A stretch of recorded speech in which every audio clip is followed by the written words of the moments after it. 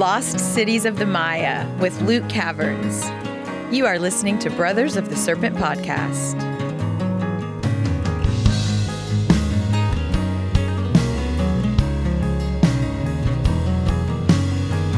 And welcome back, ladies and gentlemen, boys and girls, angels and demons, monsters and serpents. This is Brothers of the Serpent podcast, and we are coming to you not live from the 10 by 10 by 10 Tangent Cube of Science, where we are nestled amongst the dusty bones of an ancient seabed high atop the Edwards Plateau. This episode is a little late this week. Sorry about that. But most of you listening to this in the deep future don't know that, so it's not a problem. But we do have a special guest with us this week. But first, before I introduce the guest, I have to remember to do this. Otherwise, some people get very mad. We are also joined by the Watcher, right? From deep beneath his secret space station in secret outer space, the Watcher is here with us. Thanks for joining us, buddy. How are you doing? Super excited to be here, man. It's been a while. I'm always excited when we have a really great guest, which we absolutely do. You'll have to excuse me if there's a lot of noise in the background in the space station. It was Bring Your Family to Space Day. And I took my sister-in-law's 3 kids, so I've got like 7 kids up here. Okay. Plus the wife. So, yeah, but super excited. All right, man. Thank you.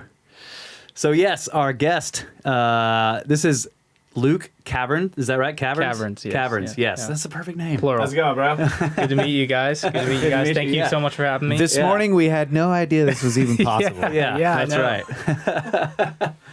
right. So this morning, early this morning, we had a meeting with the with George and the Cosmic Summit people and all of the presenters, and Luke was there.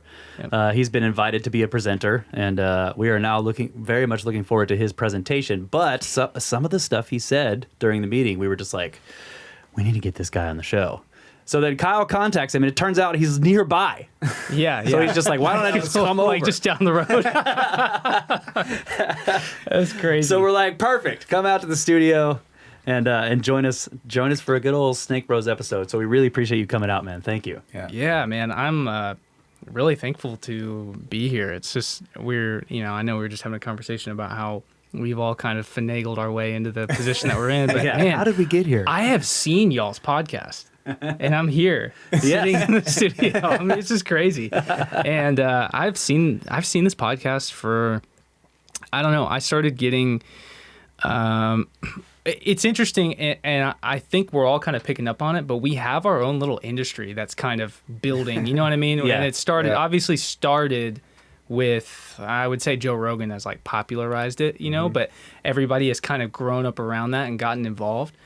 And so, I started watching all these different YouTube channels, and you guys, I know you have your podcast on your YouTube channel. It's not like a traditional channel where you're making videos or whatever, but you guys have always been in the background and like linked in a lot of the videos that I've watched, like check out this podcast, or I've seen people that I follow on episodes that you guys have done, years prior. So it's just crazy to be sitting here. I almost don't even feel like it's real. It's not real, bro. Yeah. It's not real.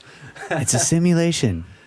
Yeah, it's interesting you say Joe Rogan, because I was thinking when you were saying that, you could even, now this may not be as, obviously Joe really popularized some of these topics, but you could even go as far back as Art Bell and Coast to Coast. Now that's not global. I mean, it became sort of global later, but, Coast to Coast AM, I do remember, staying up all night, listening to the radio, listening to this guy talk about aliens and ancient civilizations and having crazy guests on. And I guess that's just for me, I guess, because that's a little bit before me. So I'm 25, so kind of like the epitome of what I've seen has been on Joe Rogan. Yeah, and I actually completely agree that Joe Rogan, is the portal for making this massive. Like, he has a huge audience and he reaches a lot of people. And when he gets somebody on that will talk about this kind of stuff, yeah, for sure, more people hear it than ever before in the history of the human race. I think it's been like 10 years now that he's been getting ancient civilization guys on his podcast. Yeah. He got started in 2011 or 2012, and I think you in can go way 2013 he has Hancock on there. Yeah, you can get old Graham episodes. Yeah. I dug back through the history and found all of them, and some of the old ones are really interesting. Really good ones, yeah. Yeah, for sure. So tell us a little bit about your background. Who are you? How did you end up in this? So, I'm Luke Caverns, and man, I have been into ancient history my entire life. There's never been a time where I wasn't totally wrapped up in it. I had other interests, I was into sports and stuff like that, but it always came back to ancient history. Like, I would go to school and, there was a time where I'd go to school, go to football practice, this, that, and the other, and that'd be my focus. And then I'd come home and my dad and I would watch movies about ancient history. And so it was always the backdrop of my life. Is I was always interested in it. And I come from a really like Christian family. So Christian family, but a family that cares about the history of the Bible. My grandpa was a pastor, and we just always grew up studying like the history of the Bible, and I always connected with that and found that more interesting to know.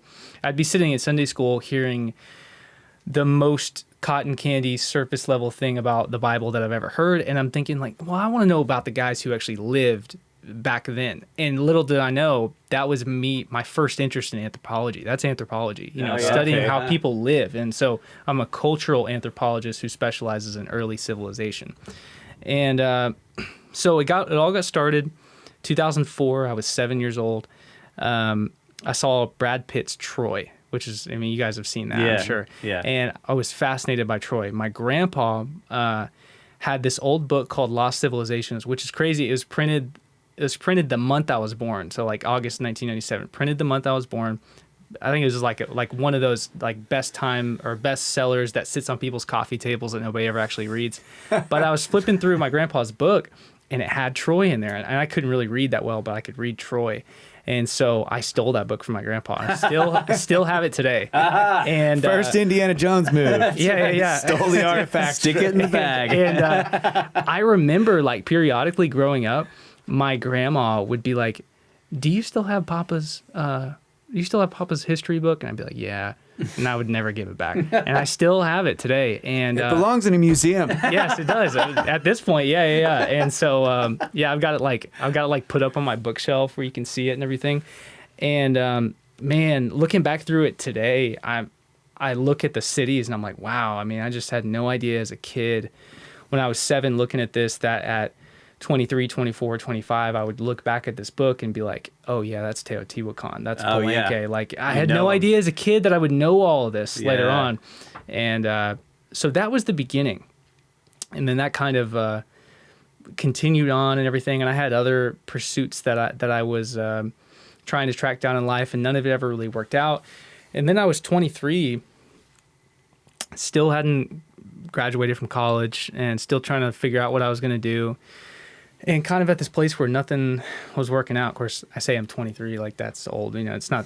But I had to figure something out. And I just thought, I'd done all these other creative pursuits. And I was like, you know what?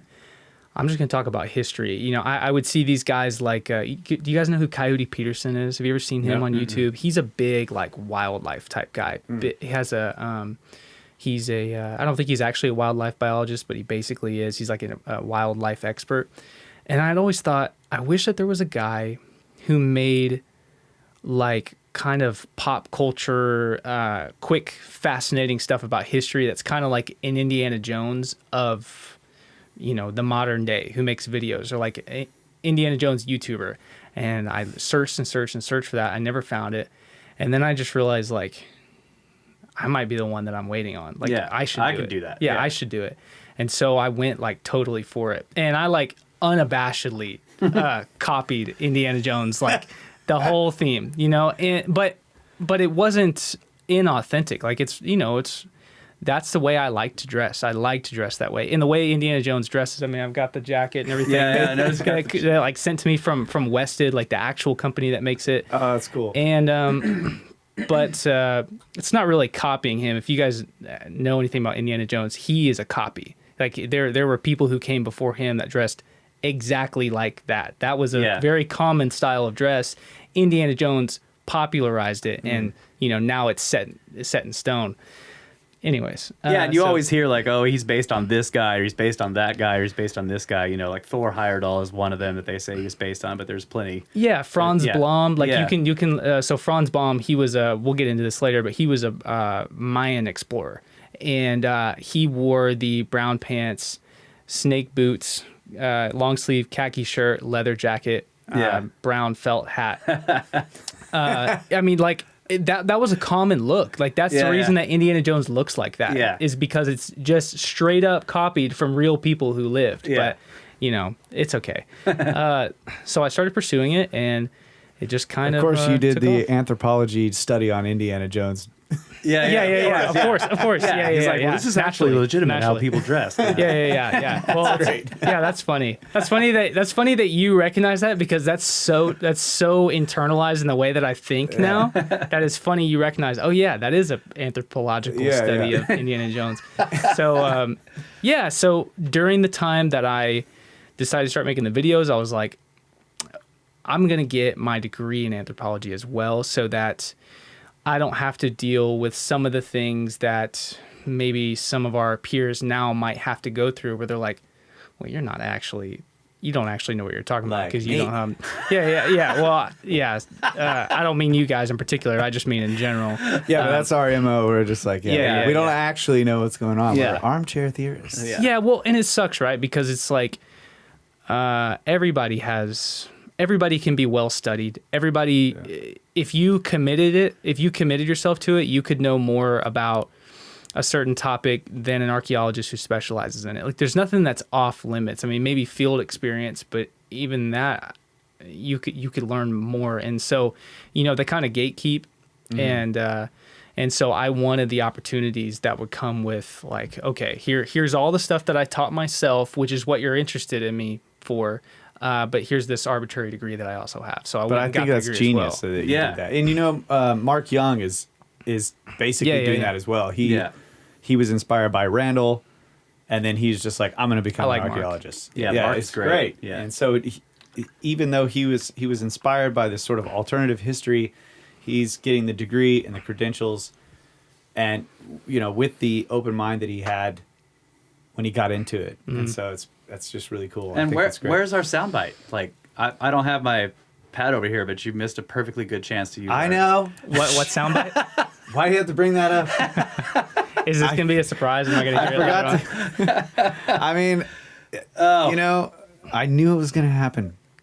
I was going to wait till segment 2. Stop that recording right now and start it up again so that we can play that soundbite. What's the soundbite? We got the Indiana Jones theme on the board. Oh, do you really? Yeah, I'm like, come on, bro. Hit the button. This thing didn't work. I just... Oh, okay, there we go. Yeah. Oh, the actual button is not working? How is that? There it is. Oh, cool. Yeah, very cool. Yeah. Dude, I love that. What a song. Yeah, you That is can't. such a good Yes, song. it's a classic. It's a beautiful song, and you can't have a podcast on ancient history without having that on your soundboard. I didn't expect that Russ was going to sit there. I thought our guest was going to sit there, and so I kept everything over here, and then Russ was like, I'll sit here. Yeah, I'll sit here. So you don't have a soundboard. I don't have a soundboard. And then, of course, I always forget to hit record on the soundboard. Yeah. It's okay. All right. You're a professional, bro. Zero mistakes. I was professionally waiting until segment 2. Yeah, that's the charm of the show, though. It's kind of like Indiana Jones. There's some imperfections in there, but that's why people like it. Whatever. Yeah. Hold on now. Zero mistakes, buddy. Yeah. Zero. Have you guys seen some of the shots? If not, you have to go back and look at it. But there's some of the shots where there's people in the vehicles, but they're not actually there. It's like a little pole that they've stuck a hat on, and when the truck drives by, the hat's going like this. And they do it to the main characters too. Yeah, it's funny. That's great. Yeah. So go ahead. You got your degree in anthropology, right? When did you get that? Well, okay, I graduated in August, so I'm almost done. Yeah, Okay, I'm in my last semester right now. It started on Monday, and I haven't. And your birthday's in August? August 1st, yeah. So I graduate, and I get my That's degree my on the same birthday. day. Is it really? Yeah. Whoa, we're having all kinds of like cosmic That's weird, bro. alignments right now. Yeah. So you're a Leo too. Yeah. Cool, man. Very cool. What about you? Ah, fuck you, Leo. Yeah. You know what? You're fired. I'm going to take him as the second host of the show. I'm Aquarius, bro. It's Aquarius. my age. We are entering. Yeah, it is. He is. It is. Wait, I thought the age of Aquarius ended. No, it's the dawning. No, it's the of dawning the of age. the age. Oh, Of okay, Aquarius. okay, okay. It's the ending of Pisces. Ending of Pisces. Okay, Yeah. okay. That's Yeah. right. That's right. I thought it was starting Pisces. Okay, okay. No. Well, Yeah, yeah, yeah. in the Now I'm caught normal up. year cycle, Yeah, they but do go because the of other way. Precession goes backwards. Got it. Okay, Yeah. that makes more So sense. we're moving now. from Pisces to Aquarius. Yeah. Yeah. So anyways, yeah, I got my or I get my degree in August, and I will. That's great. I'll have the credentials that people say that I need to talk about what I do. That's really Yeah. cool, dude. Yeah. So that was the whole purpose. I did it solely for like my videos and being, to be able to go talk at the things like the Cosmic Summit and say I am an anthropologist. So because I that's say great. that, any skeptics have to take me seriously, even though literally nothing that I have learned in school has anything to do with any of the things that I talk about. It just, some stuff, but not that much, Yeah. I took a class on early civilization or world civilization 1, which was Mesopotamia, the Nile Valley, Indus Valley, Mesoamerica, and just crushed those classes because there's nothing in it that's actually that in depth, So it's just funny you tell people, yeah, I have a degree in anthropology. They think you just know all this stuff, but no, you have to specialize, But they teach you how to learn. I was going to say, yeah, what about methodology? They teaching you that? Yeah, well, they teach you how to learn it, like if you're working for a university and how to go be ethical at a site, the actual steps of studying a site, this, that, and the other. But as far as the methodology of there's not like a methodology of how you study an ancient civilization or something like that. But I don't want to get that confused with like actual field work and so an anthropologist, I'm not an archaeologist, even though sometimes it can be like I could step in the place of an archaeologist and theoretically like work and dig and anybody can do that. An 18-year-old kid can sign up to go be an archaeologist if you give $2,500 to a university. Yeah. You can go be an archaeologist, but you're not going to be in charge of anything, obviously. But as an anthropologist, cultural anthropologist, it's my job to take if I were to work for a university, which I probably never will, it would be my job to take an artifact and to just study it. I could have a specialty where, I specialize in carbon dating. You can go off in any direction that you want to, but you have to have a PhD to do that. I'm not pursuing anything like that. Not even a master's degree is good enough. Like it's either bachelor's or PhD. Bachelor's is bare minimum, and you're not gonna be doing much with that. PhD, you can specialize in something specifically that you want to do. So in Dr. Barnhart's case, I think he got his PhD in cultural anthropology as well, I think. And he decided to study like I want to say settlement patterns of the Maya and stuff like that.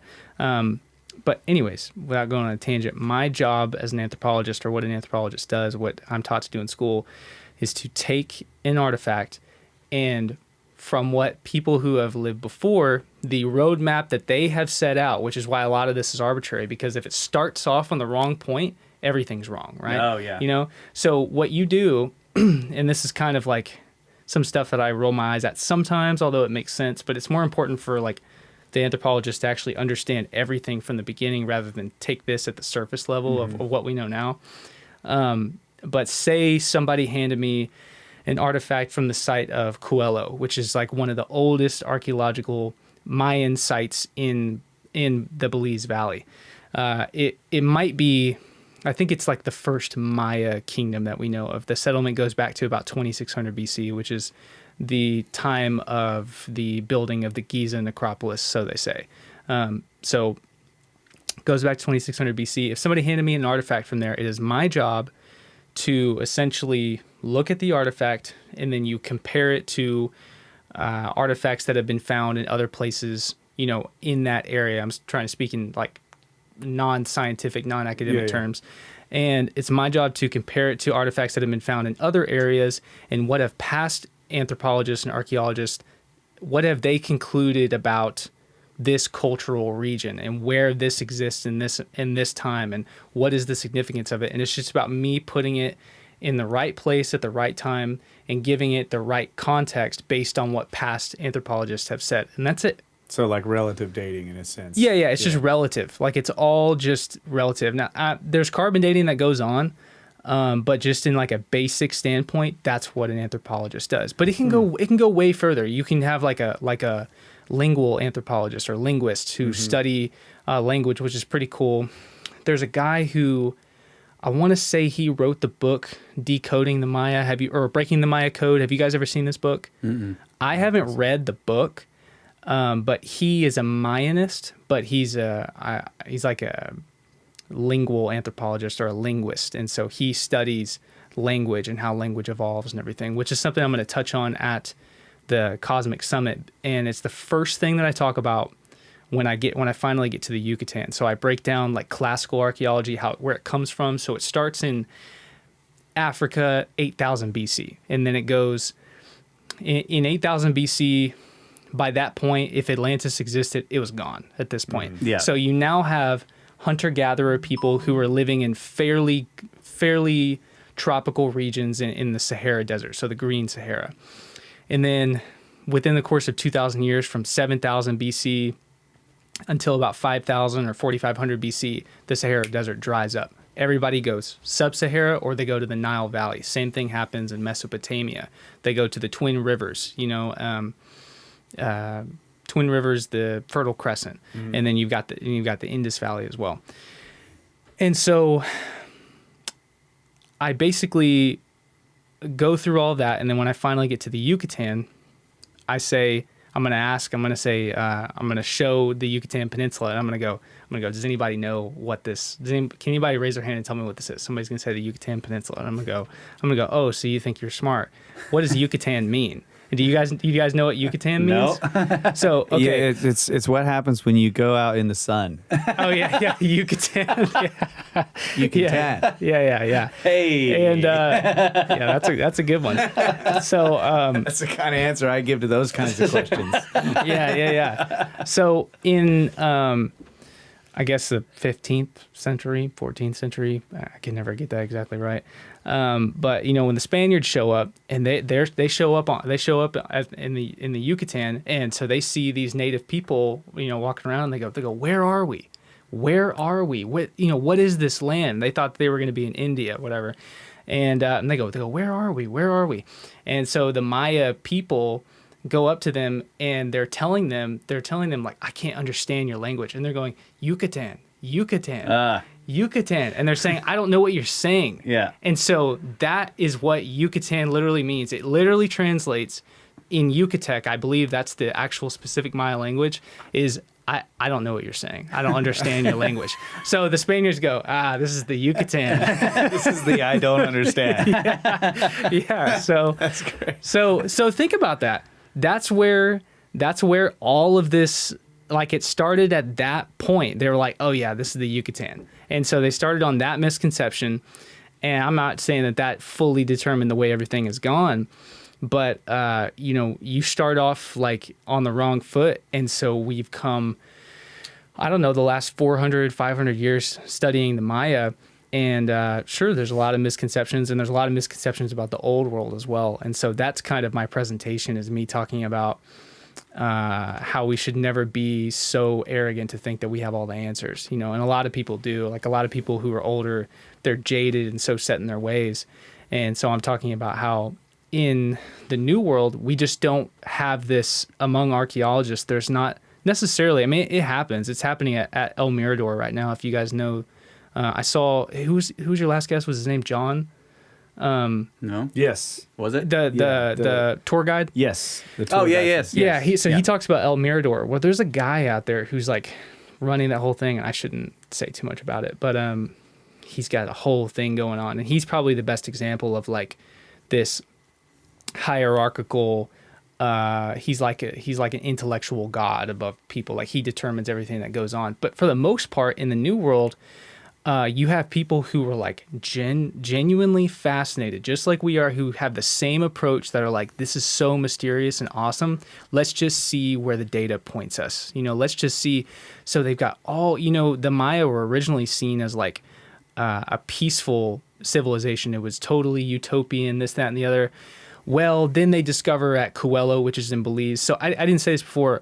My main research, and you won't really find this on a lot of my pages because I'm trying to like really know what I'm talking about. There's just so much to take in. This is people's entire lives spent studying a field, and I'm trying to digest it all and understand it. Yeah. But my work in the future, and a lot of my videos in the future, I want to take like tours and stuff. Take people on tours and stuff. Is the Belize, or I'm sorry, the Maya of the Belize Valley, which is like the Mayan Fertile Crescent. That's where a lot of the civilization began.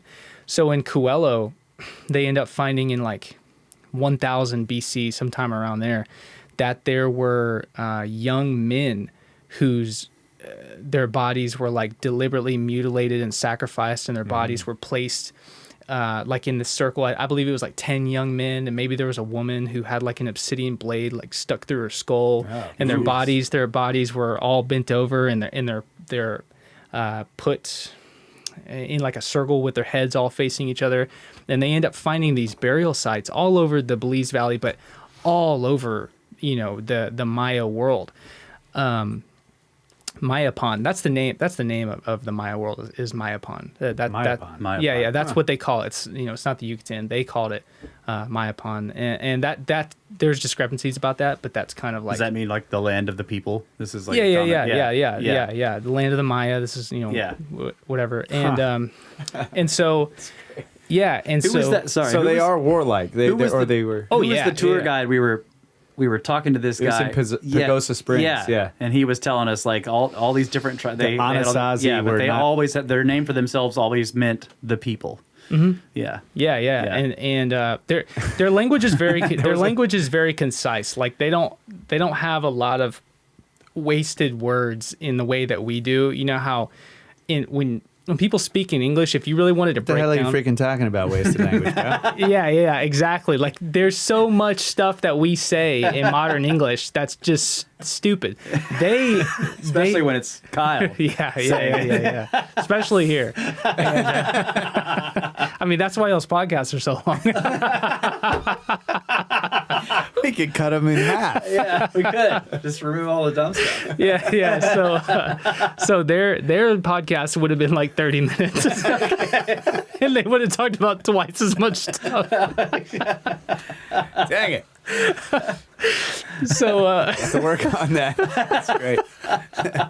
So yeah. So Mayapan, I believe that means. I mean, I don't know that anybody knows 100% for sure about all these translations, but it basically means like the land of us, like the land of the Maya people, and so basically and then at Yaxchilan, which is this is a site that is in both Mexico and Guatemala, and and I believe it's lintel 24. So you see, how graphic can we get on this?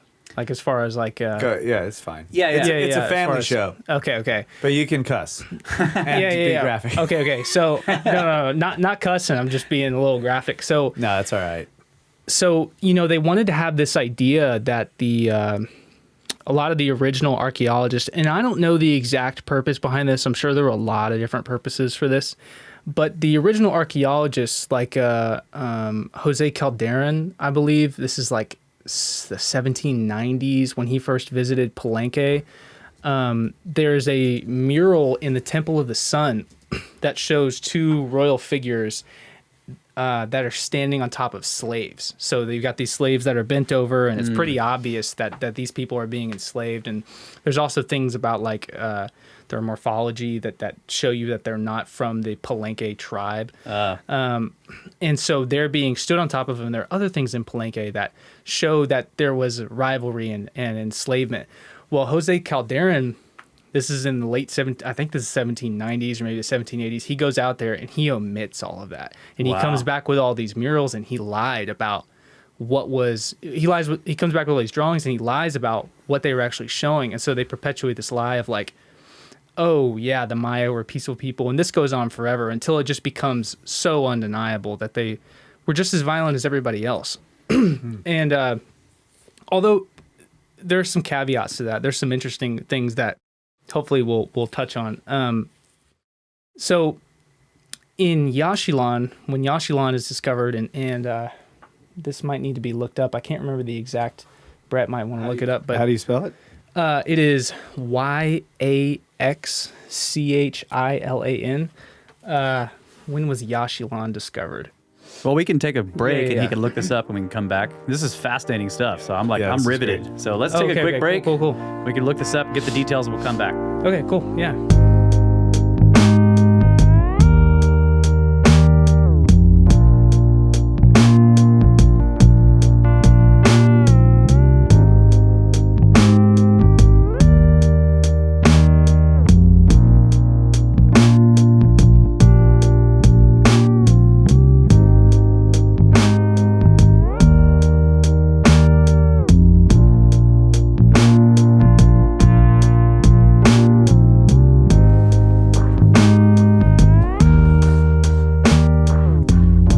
And we are back, ladies and gentlemen. Brothers of the Serpent podcast here with Luke Caverns in the cube. Yeah. Unexpected guest, unexpected local guest. Yeah. Really cool stuff. So we're continuing on where we left off here, and you were wondering about this place I can't remember how to pronounce. Yaxchilan. Yes. So, I was just curious when the first time it was officially mentioned by a Spaniard. So, Juan Galindo in 1833, as Brett has looked up for us, was the first guy to officially document it. Although I'm sure the Maya people around that area, who lived in the villages, knew where the ruins were. Oh, there's actually evidence that they did, because there was when I was there, up in one of the temples up near the top of the mountain, I think it's Temple 33, which is Bird Jaguar's temple. Bird Jaguar the Fourth, maybe. He was one of the kings there that built this Temple 33 for himself. I believe it was for himself. And so anyways, one of the lower temples right down next to it, there's a Mayan board game that's next to it that they would have played. And they've kind of figured out how the game would work just by studying the board. I don't think there's really any other way to know. But research on this stone board has shown that. So I want to say Yaxchilan is abandoned in 900 AD or something like that. Brett could look it up. So it's abandoned in 900 AD. And this board game is something that Maya people who lived in local villages, just like kids would, how they go run through abandoned buildings and stuff like that. There were Maya kids who would just come up from villages a few hundred years later into these ruins in the jungle and sit up in the ruins and camp out and hang out. And there's archaeological evidence that kids were up there just hanging out because their trash is there. Isn't that cool? That is cool. That is and really cool. So anyways, we're talking about these new revelations in a new world, and people are realizing that they're not sticking to their guns in the way that old world archaeologists do, and how they have these preconceived ideas of what civilizations, the way they should progress and the way they should behave. The people who study the new world are just excited to actually be on the forefront of discovery. I mean, because if you look and see Zayawas, how restricted things are. Yeah, it's Temple 33. Dedicated around, Shield Jaguar. Okay, Shield Jaguar the second. I thought it would. No, Bird Jaguar the fourth. Yeah, I was right. Yeah, you got it okay, right. So anyways, so if you look at guys like Zayawas and you look at the Ministry of Antiquities in Egypt, everything is so it's so strenuous to do, and it is that way in the Maya world. But the archaeologists, they're just showing up front. Okay, this is what the evidence points to. This is cool. Look what we've discovered. They don't have this. They're not trying to tailor the archaeological evidence to fit an idea. Okay, I get that. But wasn't there an initial idea that the big pyramids and stuff were tombs? They're still looking for tombs under these pyramids. They still call them necropolis. Yeah. Yeah. Is that in the Maya world or in Egypt? No, in the Maya world. Well, actually, they call them acropolises or acropolis, whatever. Yeah. That's been my experience. So, I don't want to get too far off, but you're right about the pyramids. But the only tomb I believe that's been found inside of a notable pyramid is the Temple of Inscriptions at Palenque. And so that is Pakal's tomb. And so that was found by Alberto Ruiz, I think that's his name, in the 1950s. And so he was up there and he's exploring. So they call it the Temple of Inscriptions because it tells the entire story, I believe, of Palenque and of Pakal, the king who was there. And so he's up there and he's up there at the top of Temple of Inscriptions. Have you guys seen it in person? Have you No, we've never been. been. Okay. Yeah, we've never been. So we got to do this. It's massive. I mean, it's massive. You can't walk up to the top of it right now at this moment. I'm not sure if they're doing work up at the top of it. They were doing work like on the main palace. Yeah, I heard you used to be able to go up and down, but now you can't.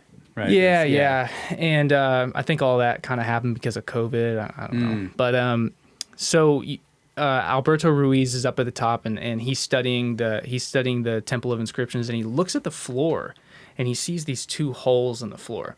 And I don't really know how to describe it, but he starts studying the holes and he realizes that like the wall at the temple doesn't stop at the floor. It goes down past the floor. And he's like, that's weird. And he sees these two holes. And then he starts to think that they're like leverage holes to I'm trying to think of like the right word for it. And so he actually pulls an actual Indiana Jones and gets this big, I think it's limestone slab lifted up. And there's a staircase that goes down into the temple. And so that's like 1952. And it was filled with rubble, right? Was filled with rubble. Yeah. Like back-breaking amounts of rubble. And I might not have the height of the Temple of Inscriptions right. Yeah, that's the temple. I want to say, am I crazy to say it's 44 feet? I think it's taller than that. I don't know why. I don't know why I think it's 44 feet. But it's really, really tall. That's got to be higher than 44. Yeah. I don't know where the number 44 is coming from in my head. Yeah, look at the people at the bottom of that thing. 144. Yeah. 144. I'm sorry. Yeah. 144. Is that right? No, 68. 68. More like 144. All of us are wrong. Okay. I don't Classic know. Snake Bros moment there. There's some other pyramid out there that's 144. What is Canadian 68 feet? What does that mean? CA Canadian 68 feet. I don't trust those numbers. So I don't know where 144 must be some Egyptian pyramid that I'm thinking of. So this one is 68 feet. It's still ridiculously tall. Yeah. And so he pulls up a slab that's like, I believe it's off to the right of, from our point of view, off to the right of the Temple of Inscriptions, and so he pulls up this slab and it's completely filled with rubble. Now, they spend, I think it says 3 seasons, but that might mean 3 full years. Yeah. Coming back at certain seasons and pulling out all of the rubble. And so they have to figure out a whole system of getting all the rubble out. And just when they think that they're down to the end, they're at the halfway point. And man. And so they spend a whole lot of more time and man hours finally getting it all out. And then they find some bodies in there, they find a few artifacts. And then they get down to the bottom, and there's like this big triangular slab door that they pull back. And so I believe before Alberto Ruiz went in, he asked everybody, like, turn your lights off and just sit in here and experience this moment before we walk into. They knew this was a tomb. Yeah. Like, at this point, they know this is a tomb. It's making, worldwide headlines, like an Egyptian-style tomb pyramid is found in Mexico. And so he asked everybody, turn off the lights and let's just sit here and let's just think about what we're about to experience when we step in. Yeah. So they step in, and it's this sarcophagus that, I'm not kidding you guys, is as big as this room. Wow. The sarcophagus is as big as this room. It's as tall as your ceiling right here before it goes to the vault. And it is as long on both sides. It's actually longer. It's 15 feet long. Yeah, so it's 10 by 10 by 15. I believe so. I want to say it's actually like 6 by 7 by 15. Okay, I could be wrong like that. Like it's 7 feet tall or something crazy like that. And the body of it's lifted up on 2 giant stones somehow. And so it was so enormous that they didn't install it in the pyramid. They built the pyramid on top of the sarcophagus. Yeah, so there's no denying that was there before. The structure was finished. Exactly. But what's crazy is it's put up on these 2 big stones. So they lifted it up, and it's one solid boulder of limestone, I believe. and the body of it is like, golly, 11 tons, and the lid is 4 tons or 5 tons or something like that. And then so I want to say pretty much immediately, like they walk in and they see it's just covered. And have you seen the thing of Pakal where he's like this? So that's him, as they say, falling into Xibalba, which is the Maya underworld. And you've got the Maya tree of life, the Saba tree behind him and everything. And, there's a lot of people who have their own interpretations. He's not in a spaceship? Yeah. There's I joked about that the whole time I was there. I was just like, the spaceship thing, that's just a little far-fetched. Like, they definitely had knowledge and technology that we're not aware of, but not spaceships, obviously. Maybe an exercise bike. Could be an exercise. Yeah. So they basically, if what I've read serves me correctly, which I've always thought is a little bit strange, they look underneath it. And have you ever seen the stucco of Pakal's head before? No. It's like a life-size thing of Pakal's head. No. And you can easily find just stucco Pakal's head. And it was underneath his sarcophagus. And there may have been another one underneath there, but I think they believe that it was taken off of a statue of him in the main palace, because in the main palace, all of the royals, their heads are removed. But it's not because they think that somebody came in and took the heads off. They would build a statue of somebody, and when they died, they would remove the head, which is like, wow. It's one of those things that's like, it's totally foreign to our way of thinking. Yeah. But when you approach Mesoamerica, you leave. I mean, it's a different world. Like, it's not the same world that we understand today. Yeah. They thought differently than we did about everything. That is really cool. And so they would take the heads off, and it was like the signifying of death. Like, he's gone. He's not here anymore. Now,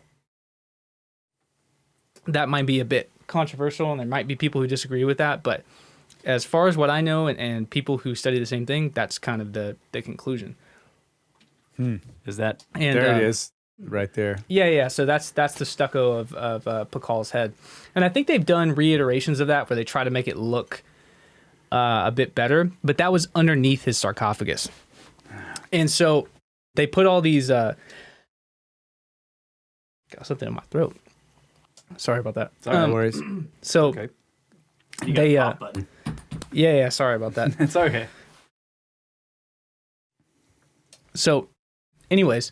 They use all these wedges to lift up the 15 or the 5-ton sarcophagus lid, and so Alberto Ruiz, he's been like itching to fully uncover whatever this mystery is, and so this 15-ton sarcophagus lid is sitting on these little wooden wedges, like probably real shaky, and it's just enough room for him to fit his body in, and he climbs in underneath it.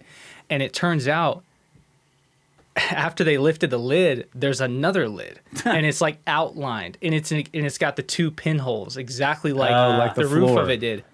And so, but the pinholes, there wasn't anything underneath it, and so he gets one of his old 1950s flashlights and he shines it in, and Pakal is looking directly at him. Oh my God. And yeah, isn't that crazy? That is awesome. Yeah, so Pakal is looking directly at him, and he's wearing this jade mask, which over time has kind of crumbled and everything. But Pakal is there with all of his jewelry and his jade jewelry, because I don't think that they were. I'm sure there's gold in Mexico, obviously, but they value jade and obsidian, so he was covered in jade. Yeah, the watcher posted up there some of the best jade artifacts ever found in Mesoamerica were found. And his mask in particular is really cool. So he had I believe all these different rings and bracelets and there's something that's I don't do a lot of research in this, but he's holding I believe he's holding a cube in one hand and a sphere in the other. Ooh. And it's highly debated what that means, because I could be totally wrong about this, but I think it might be the only instance of a king holding that in his hand, and obviously that's significant. If he's holding he's buried with it. He's holding a sphere and a cube. I mean, immediately I think of sacred geometry, as well. Yeah, the feminine and the masculine are represented as the circle and the square. Exactly. The circle is really undefinable, and the square is very definable, and so they have this. There's this idea of the squaring of the circle, where you take the same, the circumference of the circle and make it a square. And so there's a method for doing that. And it's just, I don't know. That's what it reminds me of. And that was certainly things that they were aware of. All of their cities are astronomically aligned all across Mesoamerica, at least during the pre-classic and classic period. In the post-classic, they start getting lazy and they start trying to copy the magnificence of older sites. Like, so what is this we're looking at here? This is the jade mask that he's wearing, or what? Yeah. So that's his jade mask, and he's got his jade necklaces, and then he's holding the sphere. And I think in the other hand he has a cube, but I could be wrong about that. Does kind of look like a cube. You can't really see it here. Yeah. And then so yeah, I mean, there is no. There is. Oh yeah, it kind of looks like a cube there. I see the edges, and there's like. So yeah, I see all the jade jewelry, rings on every finger. Right. Yeah. So there is no definitive. Yeah. We got something going on down there. So I've read this in different places, but was he like relatively tall compared to the? Yes. Okay. He was 5'8", 5'7", something like that. Yeah, he was a bit taller, and that might be because, and this is something that I don't even know where you would find this on the internet.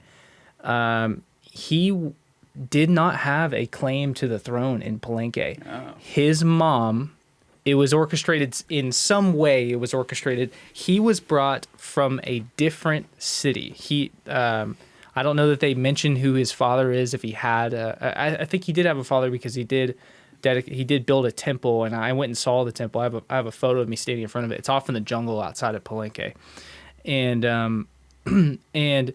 but they never mentioned who his father is. But his mom and his dad and himself were brought to Palenque from a different city, and nobody knows. I don't believe they know the name of it. They don't know where it is. They don't know what it's called. But it was a small city, and it's like the origins of Palenque are like lost to time. You know, the city where he originates from. But he was brought to Palenque, and it's this 12-year-old kid who comes into this suffering city that's not doing very well at the time. Palenque is being just absolutely torn up by Tonina, which is a different kingdom, and I think they have a lot of influence potentially from Teotihuacan at the time, which is all the way in Mexico City. So this is like you're talking about all the way across Mexico. Long way. Yeah. And so Palenque is not doing very well. And this little boy is brought in at 12 years old to become the king of Palenque, and he turns it into the capital of like the Chiapas, like the lowlands area, and he built all these pyramids. He builds I believe he built the main palace. He built a whole bunch of pyramids. He has pyramids built for his wife, which are right next to his. You can probably see it in the But photos. Is there information on how this is accomplished? Not just, I mean, so like he starts building pyramids. Well, that requires wealth. Yeah, of course. Yeah, so he comes into a struggling city. Is it clear what he did to change the economics or the situation? Did he raid other people and take their wealth, or was he actually like changing? You know, this was something that I kind of pressed for an answer for when I was there, but that's kind of one of those things. That's kind of one of those things that's just out there. I mean, it's talked about like how great he is and all the things that he did, this, that, and the other, but the dynamics are not there. Now, here's what's really interesting: is there were definitely blueprints. Like they had paper, you know, the Maya codices that were burned, like the book burnings that Diego de Landa. Yeah. You know, they had paper, and Dr. Barnhart, like the guy who's my mentor, he's discovered codices before, but they were like mush. Like it was just like goo, you know what I mean? It's really hard to find them in the right state. And I think there's like 4 out there that we know that exist. Yep. And I should say this for everybody listening. So it said that multiple pyres. So a pyre, I'm guessing is the size of the studio. Yeah. And you know, just huge piles of just stuff burning. mounds of books. And their books were like the sticky notes, the ones that you pull out and they're like connected on each side, you know. Yeah. And that's how they wrote their books. It was one long piece of paper and they fold it and everything. And so you're talking about multiple pyres of books, and books are real, they were real thin, and all their knowledge just like burnt to ash. And so there's 4 left of I don't know, thousands of them. Yeah. And so there's 4 left, and there's definitely, though, the Maya people, so they still, like the Lakanha, they hold true to their like Maya heritage, and they have codices, and they will not show them to anybody. But somewhere deep in the jungle, they still have the codices, and they still read them, and nobody knows what's there. So along with that, I was also talking to Dr. Barnhart. I was like, they had blueprints, right? Like they had blueprints of how to build these, because it's scientific. Like they would create their own concrete. Like I don't know the exact processes behind it, but I believe that they would have like they would set sometimes the under part of their structures on fire to heat up the concrete to get it to solidify. I mean, they had science, and these would go from city to city to city to city. So it's likely that they maybe had architects. Like you had a guild or something. Yeah. You had architects for hire. You know what I mean? That's like cool. like these guys knew how to build this stuff, but that's not.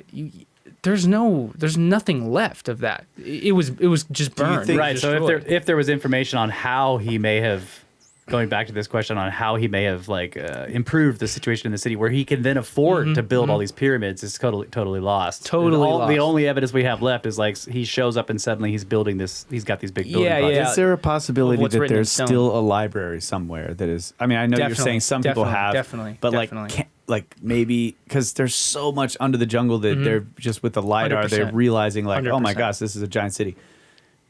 We're going to go into a hole somewhere down there and we're going to come to this library, right? Yeah. We could do that. Yeah. That could happen. Yeah.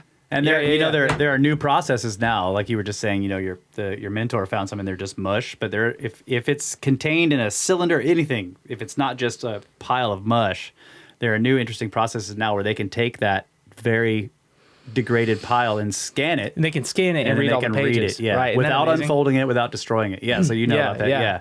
And So maybe if we find some piles of mush, they could still be read. sure. Yeah. And that's funny you say red, because they were red. They actually were red. Yeah. So they were written in red. But they could still be red and red. Red, yes. And so here's what's interesting, guys, is like just as many lost cities as you think could be out there, there's way more. Perfect. Way more. I love this. See, that's exactly what I want. There's way more. Like I hear people go, oh yeah, there's no more possibilities of somebody just walking off into the jungle and finding a lost city. My ass. Dr. Barnhart did it. My ass. Yeah, my ass. Yeah. Full of puns today. All Dr. right. Barnhart did it when he was my age. He found a city that he named Ma'ashna, and which means monkey house. And he found it in northwest Belize in the Orange Walk area.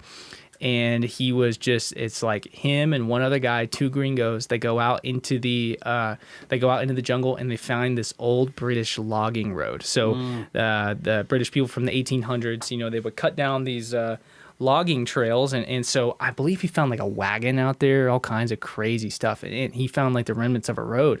And so during that maybe 2 or 3 year time, he found a city out there with pyramids and everything, and at the top of one of these pyramids, like in the temple, were these howler monkeys that were living there, and they were very displeased that some people had showed up and were now messing around their home. Our pyramid. And so the howler monkeys are up there going, ooh, and so they named it Monkey House, like Ma'ashna. And so I mean, and that's just like, dude, that's one of thousands. I mean, there's so many cities.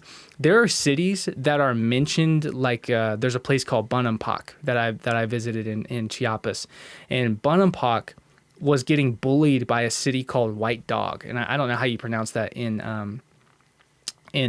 Maya, but it was getting bullied by a city called White Dog. They've never found White Dog. They know that it's around there, and if you go on Google Earth, there's this La Condon jungle. It's this giant green spot at the bottom of Mexico, bordering the Usamasenta River. And so it's this remote area. At the very north tip of it, there's this little cleared spot, and that's Bonampak. And then there's 50 miles straight down and 25 miles across of just pure jungle. I guarantee you White Dog is in that jungle. And What's going to kill us in that jungle? Everything. Okay, so you want to know? So Yeah. so I'm like, I've never told anybody this. I'm like putting together expeditions right now.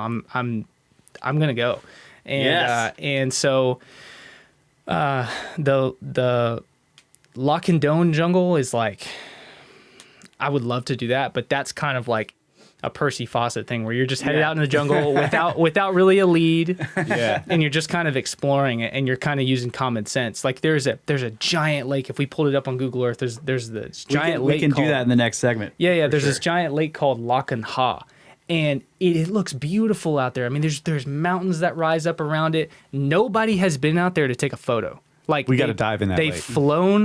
they've flown over it. They've taken a photo, and it's this just janky aerial photo. But I'm telling you, if there were Maya people, they'd be would have living been on the lake. right next to that lake. Fresh water. There's a river that goes down it just to the east. Within got to be within a mile or so. Isn't there evidence that the water table is much higher now as well? Because I know there's things underwater in the cenotes Yes. that used to be not underwater. Yeah. So you would think that maybe if there was a city, it might actually just be in the lake. Yes, and there are things I believe like that in Chiapas that have been, the water has risen. Well, it's risen and it's flooded the inside of temples and chambers and stuff like that for sure. But I know that there were like structures that were built next to the river that now the river is higher and it's covered the structure and basically just destroyed it because the running water just destroys it. There's stuff like that going on, but as far as the Loch and Ha or the Loch and Doan jungle, that's something I want to do. But what's top of my list is going to Belize. I have a couple particular places I want to go. I'll share them here. I'm not, nobody else is going to go do it. And then there's a place Except in us. Yeah. There's a place in Yashilan that I want to go, and so I don't know if we want to Yes. pause it here. And, We'll pause it here and Yeah. we'll come back. Okay. This is fantastic, man. Thank you Yeah. so much. This is great. Cool. Dude, if we discover a city, we're naming it Tres Vatos Locos. Yeah, we could do that. We could do that.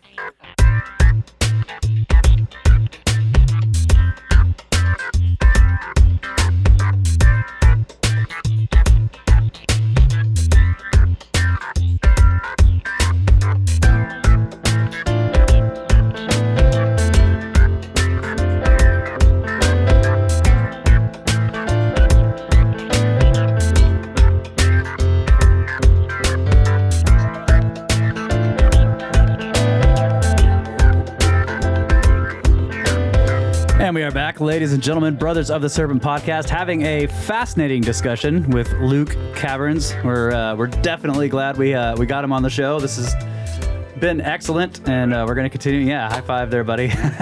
This has been fantastic. So you're really schooling us on the Maya, and just your passion for the subject definitely comes through. So I don't have any questions. Just wherever you were going, keep going. Just keep going. Tell us more about things we can find in the jungle. Yeah.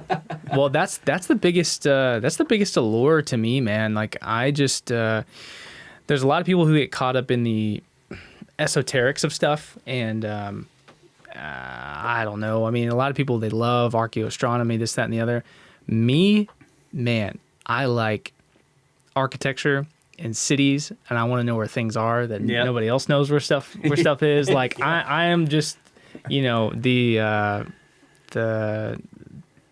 guess as Indiana Jones as it gets. Like I just want to know that there's something out there that needs to be found, and it needs to be seen, and it needs to be documented, and other people need to see it, and everybody needs to get excited. You know what I mean? That's just what I like that, and it's just it's purposeful, and people spent a lot of time and all their resources and their whole life making these structures, and to find it and then show other people, that's just the greatest thing in my mind, and really to be like, there's nothing better than the feeling of taking a step somewhere and knowing that nobody else has been here in a long time. Yeah. And what you're about to see is something that not many people are brave enough to do, or want to take the risk to do it, or want to travel this far to be down here in this jungle around people whose language they don't speak very well, to see something that ancient people built, it's just enthralling. Like, I'm obsessed with it, you know. I have a similar feeling when you know, finding an arrowhead. I know it's like, it's not a city, but it's that exact same feeling of like, no one has touched this artifact in a long time, and somebody made it with their hands. And Since the last guy to touch it. Yeah. And it was, you know, also it was a part of their livelihood. It has its story. It's all that stuff. It's cool. Yeah. And a city, and man, wow. Yeah. We gotta find a city. That's my goal. Even a small one. Yeah. Even a small one. Yeah. So One traffic light. I've got One pyramid. That's all it needs. Yeah. That's all it needs. Yeah. It's just one main like central area with a pyramid. Yeah. You know? And the pyramid could be 15 feet tall. That's right. It's not a big ask. Yeah. Not a big ask. We can do this. So but yeah, I've got a couple little areas on Google Earth I'd like to share with you guys. All right. You know. Yeah, let's do it. So this is Yaxchilan, and this is it's in Mexico. The side that's on the lower left side Do you want is to use in this Mexico. mouse here? Sure, yeah. I've never used one of these, but Oh, man. yeah, I'm Yeah. sure it's just like Mac. you Yeah, know? zooming, two fingers. Okay, yeah. got it. And two finger moving around the map. Got it. Okay. So Yaxchilan is kind of like an island, right? I mean, so this dark green area, this remote, untouched wilderness, this is all, I mean, most of this is untouched too. This is kind of like swampy area. There's not really people here, but there are people who live out here. So this is Yaxchilan. And so the Maya people, you know, some of them lived along the rivers. And so they lived here because this is a really good defensive area. I mean, like, where can you be approached? This is a meander Right, on right. the river. It's beautiful. So you can be approached right here. And I don't know that it's known for sure how long people have lived here, and I'll tell you why. We know how long the lineage goes here, and I want to say it ends somewhere around 900 AD. So what's really interesting about this site is Yaxchilan acted as a gateway for like the war kings of Tikal, and I want to say that Copan in northern Honduras, like all the way down southeast, came up here, and they would have to go through Yaxchilan. And the reason that they would do that is because these rivers aren't easy to cross. This is a huge river, and the river's flowing really fast, and it's deep, and there's crocodiles everywhere. Oh, wow. And That's the kind of moat you want. yeah. And so the Maya did something right here in this city that nobody else did. I couldn't even tell you when it was done next. They built the world's first suspension bridge at this city. Oh, wow. Where I bet you can see the base of it. Yeah, that's it right there.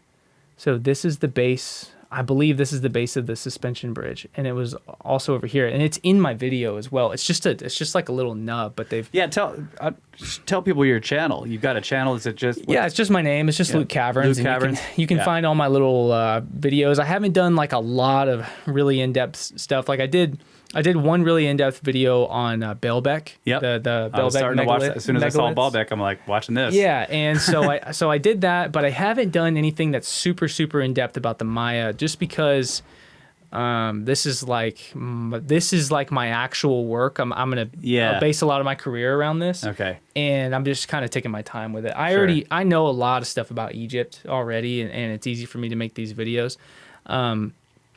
But with the Maya, that it's just going to take me some time to like get to a point where I'm comfortable making these videos.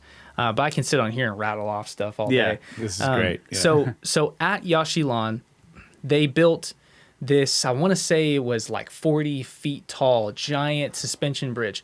And so on the sides of the river right here, you can't really tell, but this is like a steep incline, probably about 40 feet, and about on this side is a steep incline of 40 feet. Yeah. So they built the city, like there's ruins all in here. And right here, God, you can't even tell. if I'm looking, this might not be the exact spot, although I think as I'm looking, yeah, it is. So right here, there is a place where, I'm kidding you not, it is like it's like customs, where you come into where you come into an ancient city. It looks like an office building, and so people would come across this bridge that was 40 feet tall, and it was held up by like these ancient suspension wires that they would make, and they'd walk across a wooden bridge, and it was capable of holding armies, like entire armies of people coming across the bridge to get across the Usamasenta. This is one of the only places where you could make it across, because I don't know how common, there were people who likely had boats for fishing, but like if you wanted to move a whole army of people, it'd take forever. it's not ferry practical. would take forever. Yeah, and where would you get the boat? Like, would you have to build a boat right there? It's just not practical to bring. And there's an no army of nearby people. fords. Is that what you're saying? There's no nearby place to cross it where you can walk, where the river spreads out. No, I mean, yeah. You could scroll. We could zoom all the way out, and the river's pretty much the same. Yeah, it's deep and all fast. throughout the country. Yeah, Okay. and so they knew that Yaxchilan was on this other place, and there's more ruins over here. So you would kind of check in, and you would go across the river, and pay a toll. yeah, you would pay a toll, and usually in some cases, they guessed that toll was like, hey, we are. I can't remember if it was. I think it was Kalak Mul that was coming in, and Kalak Mul wanted to attack Palenque, and so Kalak Mul is like much more north in the Petan region. So Kalak Mul is like way up here, and they'd come all the way down here and meet Yaxchilan to go all the way over to Palenque, which is over here. And I'm not sure why they did this. They probably didn't realize like they could have just gone straight over, or maybe there were territories here that they didn't want to mess with. Oh yeah. So they would come down here. They go to Yaxchilan, check in at Yaxchilan. Like the way station in some. Yeah. Or there's a good road, maybe. Yeah, well, they had roads. Yeah, they would build roads that were like 10 meters. They'd lift roads 10 meters off the ground so it wouldn't flood, and they just had highways going all the way across Mesoamerica. So Can I that's take a probably quick right. tangent on this road thing? Yeah. I saw a place in, I think it was Costa Maya, and they had roads, but there were like towers built on the roads. Like, in other words, it's like you got this giant elevated road, as you say, and they were still cutting it out of the jungle. It's just going off. It's like 10, 12 feet wide. Is this thing that's like a mile long? Is that what you're talking about? I don't know. It was, but in the middle of the road is like this, like a little tower built maybe 8, 9, 10 feet tall, and it was open on the inside with little windows. Wow. But there was no door into it. So it's like, it was the strangest thing. That is weird. I was like, this looks like the top of a wall Yeah. rather than a road. I would love to see that. I don't even know. Okay. Well, Well, that sounds like that sounds like a light. Like you have a fire in there. And it's like a light. But then how do you Could even be. clean out the ashes? It was the strangest thing Could to be. me. Yeah, any kind of speculation Or a like that is torch or- perfectly valid. Yeah. I mean, we just don't know Right. what these guys were thinking. So, right. Getting down to it, I'm just Going kind back of like to the map here. Yeah. I'm just kind of setting up like the importance of Yaxchilan. Yeah. This was is the great. midway, and so Kalak Mul, I believe it's Kalak Mul. I'm not. You've got people who dedicate their entire life to studying the history of Palenque, and I kind of present videos on all these other different sites. So there's some things that I may not be 100% correct on, and that the archaeologists who specialize on it may not be 100% correct on. But I believe it was Kalak Mul somewhere up in. That might be Kalak Mul. Yeah, that looks like it. And so they. Yeah, okay. So they would come down, they would meet maybe Tikal, or they would come all the way down through here. And they would probably tell Yaxchilan, because Kalak Mul is like, you're talking about a powerful city. So when we talk about the Maya aren't just one civilization, it's hundreds of civilizations. City-states, Okay. yeah. But even that is kind of like, states, you would think that they're like all together, but they're not. They're just their own civilizations completely. It's like it is a city state, but it's more like a city country. You know what I mean? Yeah. But they were their also own. learning from each other, right? They were. Yeah. And probably people went and worked in one city and then maybe went and worked in another city, like you were saying. Sure, they yeah, used the yeah. concrete type of. Yeah, like so a- the suggestion of possible guilds that were shared across the different paths. So this is why you see similarities in architecture across the whole thing, even though they kind of are. It's like the Greek city-states, right? It's similar to that. Yeah. And you see like architectural things like evolve like that. Yes. Like all of a sudden everybody's just doing the same thing. You know what I Right, mean, they're yeah. all copying each other. So what's crazy is just to tell you about that. So Teotihuacan, the massive pyramids that are in Mexico City. Yes. Yeah. So their influence was so great right here that they influenced everything that went on here. And so Copan is down here. That's like one of the most notorious Maya archaeological sites that's in northern Honduras. I believe that's that right there. In Mexico. In Mexico City, the Teotihuacanos, which nobody knows who built Teotihuacan, by the way. Yeah. But nobody actually knows, which is crazy. You have this giant site, and they think it was the Toltecs, but then they've retracted that and they say, okay, well, the Toltecs didn't build Teotihuacan, the Teotihuacanos did. Right. Answer done. Yeah. Next mystery. So that's so Mystery solved. so we know that Teotihuacan is like one of the most influential places, and they had highways. Like, I was flying from Mexico City to Villahermosa, and I'm looking down at the ground. I'm like, these guys just walked this whole way. These freaking crazy people. And so they got these big highways going down, and of course, they had a highway going to Palenque. And so down here, these are kind of like where the Maya originally start. They start right here in the Fertile Crescent, and then they kind of branch out. And they knew the Olmec, which the Olmec lived up here and down here. And that was like would that be towards the end of the Olmec civilization when they were towards the interacting? end? Towards the end, yeah. And then they kind of like, some of them kind of infused, like they just kind of diffused and then fused into other cultures. So the Olmec, they influenced a lot of Mesoamerica as far as kingship. They were the first ones that established, like, we have hierarchies, we have kings, this, that, and the other. And there's even we have rubber. Yeah, there's even a little bit of Olmec influence in Belize over here. So you have Teotihuacan over here influencing all these places, and there's a mural in Palenque of a Tlaloc warrior, which is only seen in a mural in Teotihuacan. And then there are kings down in here who have I don't know, but there are like glyphs depicting them that are only seen at Teotihuacan, which is like really interesting. And then there's stuff in Teotihuacan that comes from Peru. Like, yeah. I mean, you're talking about, that's getting into a whole other thing, but that's just kind of one of those cool things. Episode 2. There are monkey skeletal remains that are only found in the Amazon in Teotihuacan. So it was like they would bring caravans of like these animals and stuff and sell them, blah, blah, blah. Like a circus type of thing. Yeah, exactly. So anyways, so getting down to it, that's kind of setting up Yaxchilan, okay? So what's really interesting is when I was in Yaxchilan, I have a map of Yaxchilan that's not available to... like, you're not gonna be able to find it on the internet. Okay. And it's a full survey of the whole site. And there's more stuff there because Dr. Barnhart had approached INA, which is that's like the Ministry of Antiquities for Egypt. INA is the same thing for Mexico. And so he approached INA and he was like, I'll map all the rest of the ruins. Let's zoom into the ruins actually. And so this whole island area, it could be surveyed, this little island thing. But only what you see right here. So you've got kind of like the main royal neighborhoods, and then you've got, I believe this is Bird Jaguar's Acropolis, and then these are like it's like the triad temples that could have been like a lookout point, but most likely they had to do with all these are astronomically aligned, to different, like Venus and different things like that, stars that they put great emphasis on, and whoever the architects were, whoever they put, whatever they put emphasis on.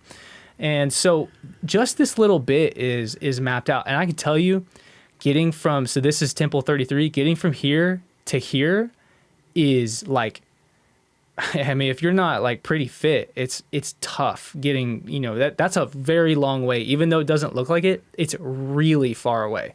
And so from the river, you can only see like this front edge right here. So Dr. Barnhart said he wanted to map all of it. So it goes like all the way out here and beyond. And he was going to do it for like 10 grand, something crazy like that. And they turned him down, which they shouldn't have. And I think that they turned him down because the Mexican government at some point, they want to build a dam that's going to raise the water level, and it's going to flood the whole city. Yeah. All right, we're definitely gotta go. Exactly. We're going now. But here's the thing, guys. Let's go. Let's get plane tickets. So this Can you just get a new tab and go to Expedia? Yeah. Let's do it. So all throughout here, so basically, so let's get into a little bit of like wildlife biology. This entire place is absolutely infested with howler monkeys. I mean, infested. And it's so loud you can't possibly escape them. Well, the reason is because they lived in these jungles and they're being hunted by, jaguars, blah, blah, blah, blah, blah. So some of them find their way across here, and this is like a utopian place because no jaguar is going to cross this narrow place. They're very reclusive. They're roamers too. Yeah. They're reclusive. They're not going to be like close to water. They're not going to go in a place where they're going to be way out in the remote jungle where it's wide and open, that, and the other. And so jaguars don't really come into here. So that's good for explorers. Exactly. And it's good for little animals and stuff like that. So there are wildlife biologists who have come here and have known Dr. Barnhart, and they go all around this area following troops which is like what you call families of howler monkeys, and they're following the troops. They said the entire place, the entire little island here was covered in temples. And this is something you'll never find on the internet. This is like, I don't even know how to explain it. Like in the Maya world, it's so mysterious. You got to know people to know something, right? Yeah. And so they said everywhere they went, they were tripping over. There were like holes in the ground that would lead to chambers. There were temples that were in the middle of the jungle. There were giant pyramids out there. There were this, that, and the other. And what Can you give an estimate on like the size? What are we looking at in terms of size of this area? We can 2,000 feet scale at the bottom. Oh, okay, yeah. So that's at least a mile across, maybe more. Yeah. You can do a measurement. So let's do Yashilan all the way down here. It's pretty much a circle. So 2 miles. So that's So 2 miles. Okay. Yeah. So let's go to miles. So it's it's 2 miles by 2 miles. Yeah. Okay. So I don't know. So a mile radius, 2 miles in diameter, roughly speaking. Wow. So that's a lot. but it's up and down and up and down. Yeah, I can tell. Like You can see the elevation. topography is very regular. Exactly. It's got this interesting pattern. You can see if I go like this. Yeah. You can see. It is rough. And I'll zoom in. It's so cool. Yeah. And in my video, did you see like when I'm on the river, you can see the mountain go straight up. It just goes. I haven't seen that. Yeah, it just goes straight up. Which video is this? Where I travel here. I've got a video where What's I'm going. It called? So people can it's- check it out. Yeah, it's like Lost Temples of Yashilan or something like Okay. that. All right. Cool. And so there's video footage of me on the speedboat, and I'm going through here, and I'm videoing this right here, and I mean, look how steep that is. Yeah, it right is there. steep. Yeah. It's just straight up, and so you would think like surely there's not temples on top of the mountains, right? No, there are. There are. Yeah. Everywhere, even in Palenque, like these guys were so creative. And they wanted to express themselves in so many different ways, and the kings were very creative. They were like the top of that mountain. I want to build something up there. In Palenque, even in the places that you would never suspect, like that mountaintop up there, Dr. Barnhart had been up there, and there was a platform there. And he concluded, this is all the way up back over in Palenque. There's this big cliff mountaintop that overlooks the city. And when he was mapping it, he climbs up to the top of Palenque, and he's up on top of this platform. And he finds this like flattened platform up on top of like the highest point above Palenque where he didn't think that any ruins would be. And so he starts thinking like what were they doing up here? And then they thought, well, maybe it's just a lookout point, because Palenque had been sacked by Tonina. It had been sacked by Calakmul or Caracol or something like that, or maybe Copan. Palenque had been run through a couple times. And so he thought maybe they needed to build some kind of like defensive place to be able to overlook the flat land, See somebody coming. because at the bottom of Palenque it's all flat and you can see people coming, and he's like maybe it's a place for to give somebody, like if the king wanted to stand up here and give the people below him an address, and he's sitting up there like early on a Sunday morning talking to somebody down there, or I mean talking to somebody here with him, and they're just like walking around like shouting, like thinking like what are they doing? His co-workers were at the bottom, and they could hear every word he was saying. Wow. Like I don't even know how far away, like a quarter of a mile away, he's at the top of the mountain, and it's reverberating perfectly. And they realized like somebody during that time realized that standing up there you could speak down to the bottom and everybody could hear you.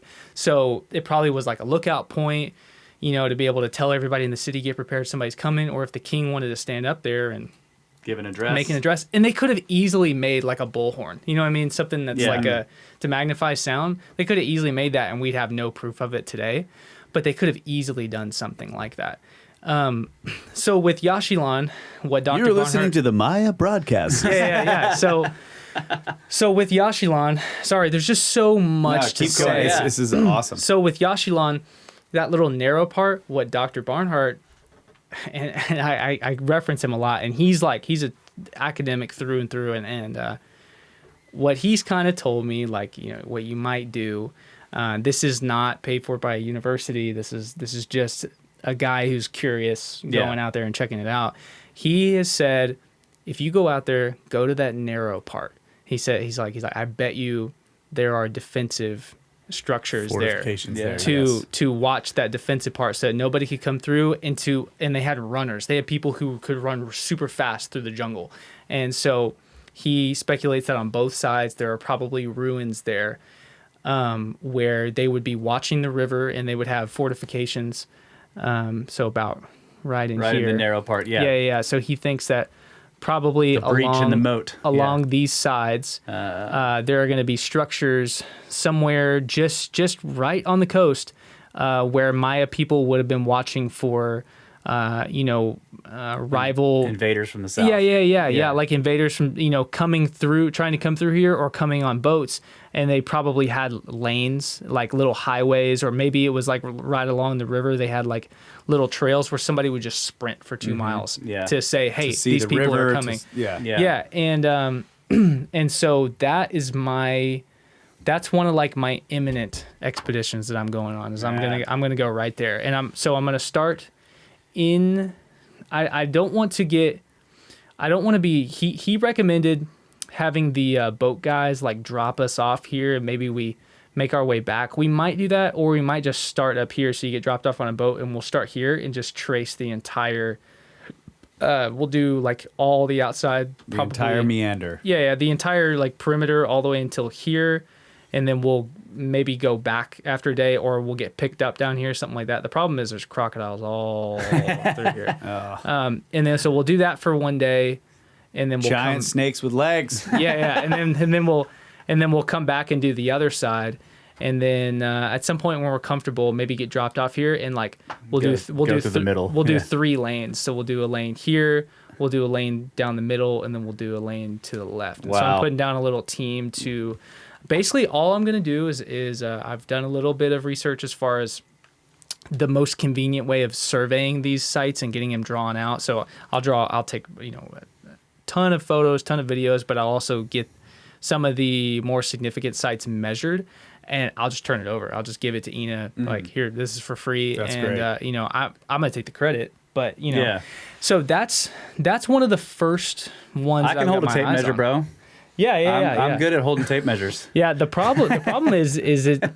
Yeah, it's tough, man. I know. I know. So, I can hold tape measures in tough places. I have a really great machete. A really great machete, dude. Yeah. So staying in Mexico. So this is the Lacandon jungle, and this was connected to, at one point it was obviously connected all the way up here to Yaxchilan. It was pretty much the whole dark thing. green area. Yeah. So all this is like cultivated land. You know what I mean? All these little striations that you see that aren't dark green, that's just area that people have been farming for the most part. And so if you want to see, I think that the Lacandon jungle right here is like the perfect representation of how much we know about the Maya. So ignore these little cultivated parts. This is just where like Maya people actually live here. This is where a lot of the Lacandon Maya live, and down here. So we know we know about these ruins on the outskirts. We know about Yaxchilan. Bonampak is going to be right in here as well. So there's Bonampak. So I was here in January, and so you take this one road down, and there's this one road that goes down here, and Bonampak speaks about, and here's like an old airplane landing strip. That's like an airstrip. It's not in use anymore. It's like totally overgrown. Okay. And there's this really nice little like Lacandon mall that's right here, where these Maya people they hand make their own little trinkets, and you buy it for nothing, but they're really nice. I've got like a ton of them. We could in my like a office. glove it onto that landing strip. Yeah. And so I was here, and I was here at Bonampak, and so Bonampak speaks about, I believe they speak about the city called White Dog that sacked them. And so if you see, this is pretty far into the jungle, but I'm kind of giving a metaphor here in some way, but this road, as deep as it goes into the jungle, we know about this much, okay? But there's also this much left to learn. Yeah, just miles and miles All and miles of this. Yeah. All of that is remote jungle where nobody lives. Yeah. And there's nothing out there. And so, White Dog, I would speculate, they think that it may have been found north of Bonampak.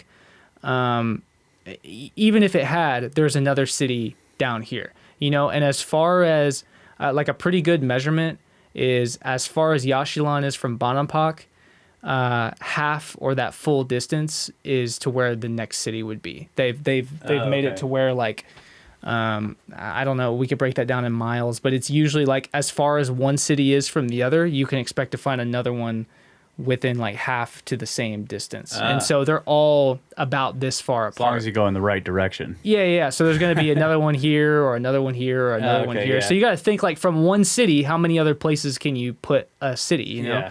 And so most certainly, so there's a river that goes along here. So the people from Bonampak, they would have made like their own aqueducts. They would have made their own reservoirs to store their water. They had fresh water like streams and rivers nearby. And so you've got a river. Is this that lake you were talking about? Yeah, So here's a freshwater river, and this is the Lakenha Lake. There is no photo that you can find of anybody that I've ever seen who has walked to this lake on foot. Ever. The only thing I've ever seen is like a helicopter or like a Cessna photo that's taken of it, and it's just super low quality, blurry. Dude, if there's a Maya city, I guarantee you there is one. It's around that lake right somewhere. here in this area. Oh, for sure. I mean, why would it not be there? But then if you look, there are other places. I'm used to looking at this on my laptop. There's a couple of little. But look at this. Look at this right here. I see that. Now that kind of looks like the Carolina Bays to me. I don't know why. Wow, It's yeah, kinda that's like a cool. little maybe. And the river's right there too. But so and then there's the river's right something here. going on. So look at this, and then look at this. Look at this flat area, right? Oh yeah. So, kinda I cleared mean, right there. yeah, nobody really knows, but you'll see a lot of clear areas. And as you start going north, there are some little villages or something. little villages. There's even some like you see these right here. This is where people live. Okay. So even kind of up in this general little area as it gets a little further south, there are some houses out here. So but can you go? You could go to those nearby villages and start asking them like, has anybody ventured into the jungle? Have they seen anything? Which direction? the problem did is they go? the problem is they all speak Maya. A lot of them don't even speak Spanish. Oh. Yeah, so think about that. That's crazy, right? So it's like Yucatan the whole time. yeah. I don't know what you're saying the whole time. Yeah. So check this out. So out here so I've tried to do a lot of research about this, but you see where these are like flat. Well, I'm sorry, I think that might be like but see this right here. This could be an ancient reservoir. This could be something that was dug. And I'm not a geologist. I'm not 100% sure about this, but this could be something. I don't know that anybody see the will be cursor until real they quick? go out there. Yeah. But you but gotta that could check be it. something that was dug 1,500 years ago. Yeah. For a city that we just can't see because there's a canopy there, right? And Yes. so, I've never actually looked at this exactly right here, but there's tons of. They're this right definitely here. depressions. I mean, you can see the footage there, 847 feet, and it just goes up. It goes up in that direction, and in this direction. You're checking the elevation. Yeah. Yeah. Yeah. So they are depressions. So Dry ones. and they would build these reservoirs, and look how close it is to the river. I see the river. So, yeah. So say there's this straight line, you might be out there and I don't know, I'm just spitballing, but say like you can kind of notice a straight line. So they build like an aqueduct system. And so they funnel the water here and then they have a reservoir. And when I was at Palenque, I have photos. There are tunnels going under the ground. Like you can be walking along the jungle and all of a sudden you hear a river like below your feet and you realize you're standing on stones. And if you shine a flashlight between the stones, they built underwater rivers that are completely encased, floor, walls, and ceiling. And there are tunnels to funnel the water. So they had their own below ground aqueducts. Yes, they had their own plumbing systems, like all kinds of stuff. Man. Yeah, you look at the lowest part here, 848 feet, and then you go over to the river, it's 842 feet. So before this was probably had filled with sediment and whatever else, it could have been deeper. So lower than the level of the river. Yeah. And all you need is a little bit. You just want that water to flow nice and gently. Yeah, you just need a little bit. Yeah. And they could have also, manufactured how deep the aqueduct was. Yeah. You know what I mean? And the river could have been higher. Yeah. So this is something that the Maya were doing from the very beginning, like Coelho in Belize. And we haven't really even touched on Belize. So I've got a couple sites that are like here in the jungle that I want to go check. But Lacanha is like the Lacandone jungle is like the last on my list. That's so. I would need like a really strong group of people. I would need a really strong lead because it's the biggest area. Yeah, that's right. So I don't even we haven't been looking at the watchers. Don't get distracted by the watcher. Yeah, Nahuatl. So that's kind of like the last on my list. So the next thing I want to do, if you guys, want to. Oh, you want to go back to the map? Well, let's take a break. Okay, We're right up at a break. okay. Let's take one more break. We'll come back. This is fantastic. Okay. We need more Indiana Jones music, though. Cool. We'll be right back. Awesome. This one.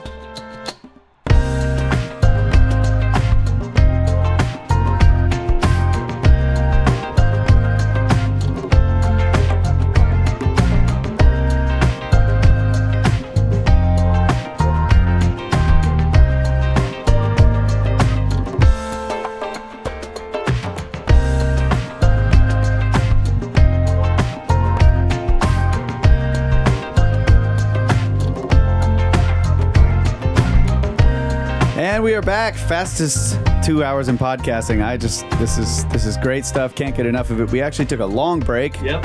Laura came in, did her intro, and got to meet Luke. She wasn't here before, so that was cool. And so we're back. And I don't remember exactly where we were, but we've got some maps pulled up. We're going to let Luke take it away here. Yeah, so if I remember correctly, we were in the Lacandone jungle in southern Mexico in the state of Chiapas, and I was kind of just detailing some of my main points of interest that I definitely want to explore someday. Let's see this real quick. Sorry. Yeah, you're good. Gotta get down. There we go. So, that's right. The next place we're going in the jungle after we go find the cities. After we die down there, then we're gonna go die over here. Yes. Right. So at this point, Russ will be a skeleton on the spikes in the initial jungle. That's right. yes. And so it'll just be me and you, bro. Yeah, exactly. And so my work that I do as far as the Maya, what I am beginning to specialize in over the course of like the last 6 months. This is where I'm really kind of figuring out, okay, what am I going to study? What's going to be my contribution to the world of the Maya? Now, I'm not going to officially my intention isn't to work for a university, but rather to do not scientific publications, but more like informal publications where like journal. Yeah. Like being a journalist, kind of like what Graham does, but just with the degree of being an anthropologist. Yeah. And focusing more on the Maya. So this is where I believe, and I don't think anybody would deny this. This is one of the fertile crescents of the Maya world. There's several rivers that run right through this area. That's why you see like these cultivated areas through here. Area. Right. Yeah. So for the people just listening, what is this area here? So this is the Belize Valley. Okay. This is kind of like the lowlands of Belize. You got mountains up here, and then you've got, I think the elevation increases a bit up here, but it's mostly like flat Petén region. This is just really an extension of the Guatemala Maya Petén region here.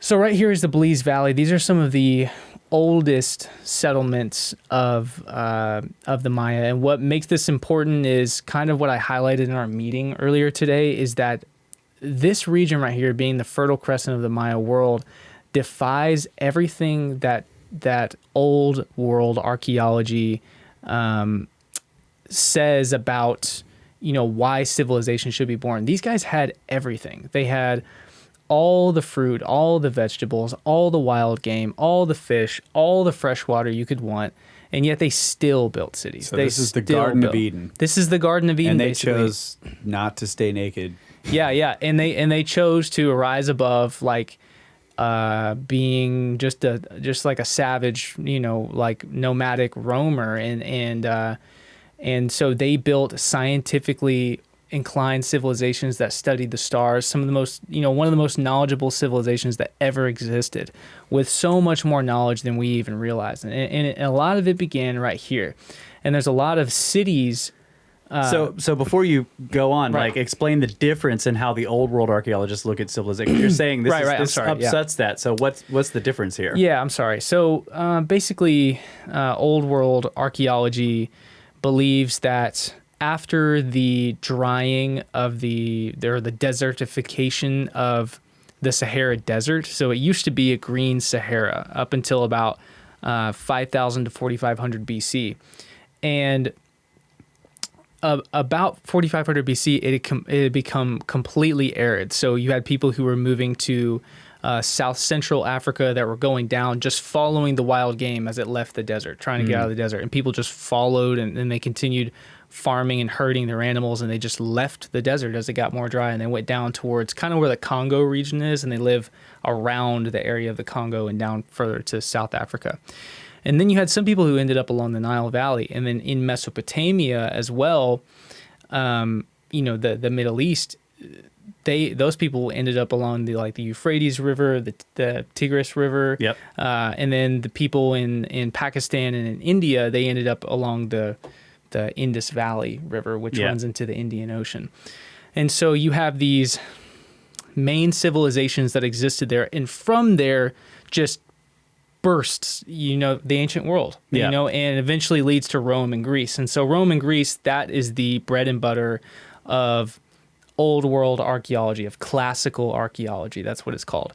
And so classical archaeology really begins in, I guess, their forte is Greece and Rome, but they also go to Egypt, of course, because Egypt is intimately tied there. They also look at Mesopotamia, of course, so all your Middle Eastern, cities in there, and then the Indus Valley a bit. And so their interpretation is that, well, look at civilization, look at the reason it was built. It was done because of catastrophic climate change. Yeah. And so people weren't able to build outwards anymore because they needed to stay close to fresh water. They started building up. They started building walls to divide themselves. It wasn't like every one person had 100 acres of land anymore to use as they wanted to. They had to hunter-gatherer. Hunter-gathering, this, that, and the other. So they created civilization, which, that's true. I mean, they're right about that. That's why that happened. But it's not just like, you can't just steamroll every human being that's ever lived with this perception of why the Nile Valley, the Twin Rivers, and the Indus Valley were settled. I mean, that's why they were settled. So you're saying they're taking the explanation for what happened in this small region, relatively small region, and in then the just realm of painting classical every archaeology. civilization in this broad brush. Yes. And I wouldn't say that, like, if you went and asked, so this is where, like, somebody playing devil's advocate would go, oh yeah, really? Well, why don't you go ask an archaeologist who studies ancient China, where they also had all the resources? Well, yeah, I don't think an archaeologist who studies ancient China would tell you that. How many archaeologists do you know that study ancient China? Like, where are they all? You know what I'm saying? Yeah. Where everybody is at, where our entire, in the Western world, we can't talk about what people in China think because we don't know, and neither do they in some cases. And and so our entire Western philosophy comes from classical archaeology. It comes from Western thought. It comes from Greece. It comes from Rome. So the entire way that we think is based on this. And so, you've got these arrogant academics. They're not all arrogant, but you see it on Twitter all the time. Yes. Like all over Twitter, you got these guys who have these preconceived ideas that were told to them by people that came before them, which a lot of it is originally bases from an idea that's incorrect when you try to apply it to the rest of the world other than the realm of classical archaeology where it belongs. Right. And so the Maya are a breath of fresh air because you cannot approach the Maya with your own preconceived idea of what you think humans should do or the way they should behave or what they should be doing. There's no reason for them to have built all the cities and start studying the stars and this, that, and the other. There's no outside force like that's what I'm saying. driving them towards this necessity. Yeah. There's no climate apocalypse that forces them towards needing to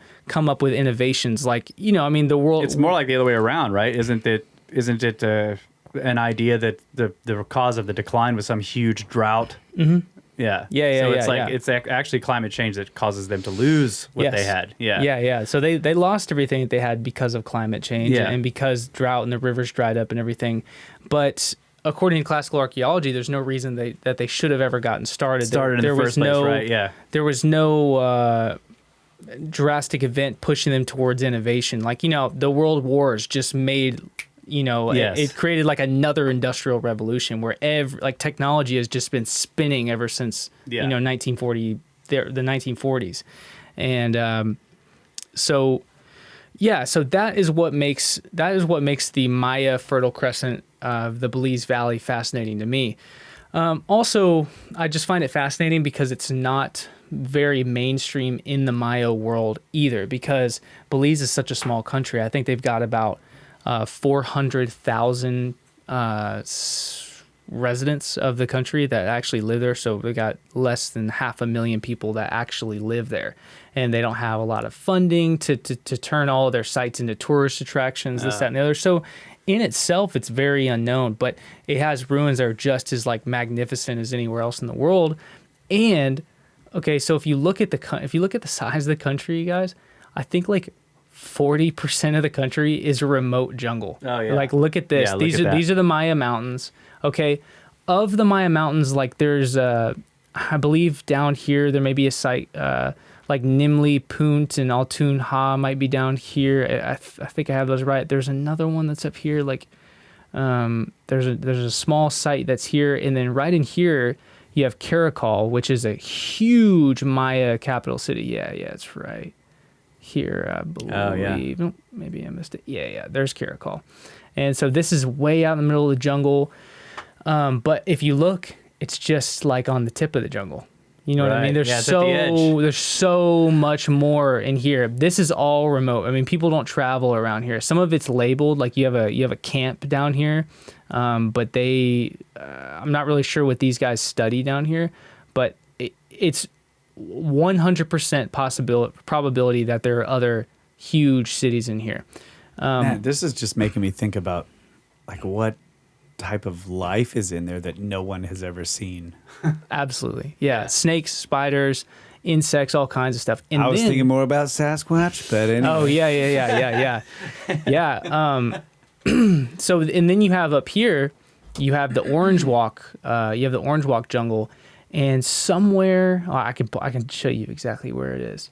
So I always recognize it because this right here looks like a 3. So this is just a road going through the jungle. This is a service road that leads up to the La Milpa Eco Lodge. There's an archaeological site up here. But at the bottom of the 3, just west, right out here, is a city that was discovered by Dr. Edwin Barnhart called Ma'ashna, he named it that. And it's between these 3 mountains, and there was supposedly a river running through it, but he believes that the river has dried up. That's why. And he's been there physically, he discovered it. Okay. And so what led him to think there was something out there to drive him to walk that far out into the jungle in the first place? I believe that he was just. So he was working on his master's at the time, and I think he was going along survey lines, just cutting straight lines through the jungle, just to locate stuff, just to find stuff. And then he found a British logging road. Oh, okay. And through that road, he was like, this is weird. So I want to say they followed the survey lines, and then at some point they're like, okay, forget this. Let's just follow the survey, or let's just follow the logging road, see where it goes. And whoever the British people were that were out here way out in the middle of the jungle for who knows what reason also found that city. Oh, okay. And so that, I believe that service road went straight to that city, but it was like a service road that was barely visible. I mean, it would take an archaeologist who has been in the jungle that can kind of see things. Like it's something that I may not recognize. You know, he had a trained eye that he was able to see. And so, so it was out here. He documented it. So one of the next things that I want to do. So right now, I'm in the middle of. Not in the middle. I'm at the very, very beginning of writing my first publication, which is going to be like a short book. It might not end up being short. I won't say the name of it because I don't want anybody to ever take it. But it's a cool name, and it might. I'm gonna, hopefully if it does well, it'll end up being a series. But it's basically me starting with the Maya of Belize, and I'm going to visit on my own all of the. I'm going to visit on my own all of the ancient cities there, and I'm going to be like doing diagrams of them, and I'm going to tell, it's not going to be like this big lengthy thing, kind of like Graham Hancock's book or something like that. There's going to be a lot of illustrations, a lot of sketchings of what the ruins look like. I'll give like facts about the ruins, the astronomical alignments of each of them, when they were built, and what the mysteries are around them. And it's just going to be like a handbook for somebody to flip through and just like gain an incredible amount of like insight to these sites of little bite-sized facts about like ancient mysteries of Belize. That's cool. Kind of what I'm working on. Now, the next thing I want to do though is, so we were talking about the blue hole earlier. This is what I've been wanting to get to. The blue hole is, I might miss it, but I think it's like up here. Could we type it in? Yeah, it should be marked too. Yeah, type it in. Yeah, go to the, let's see.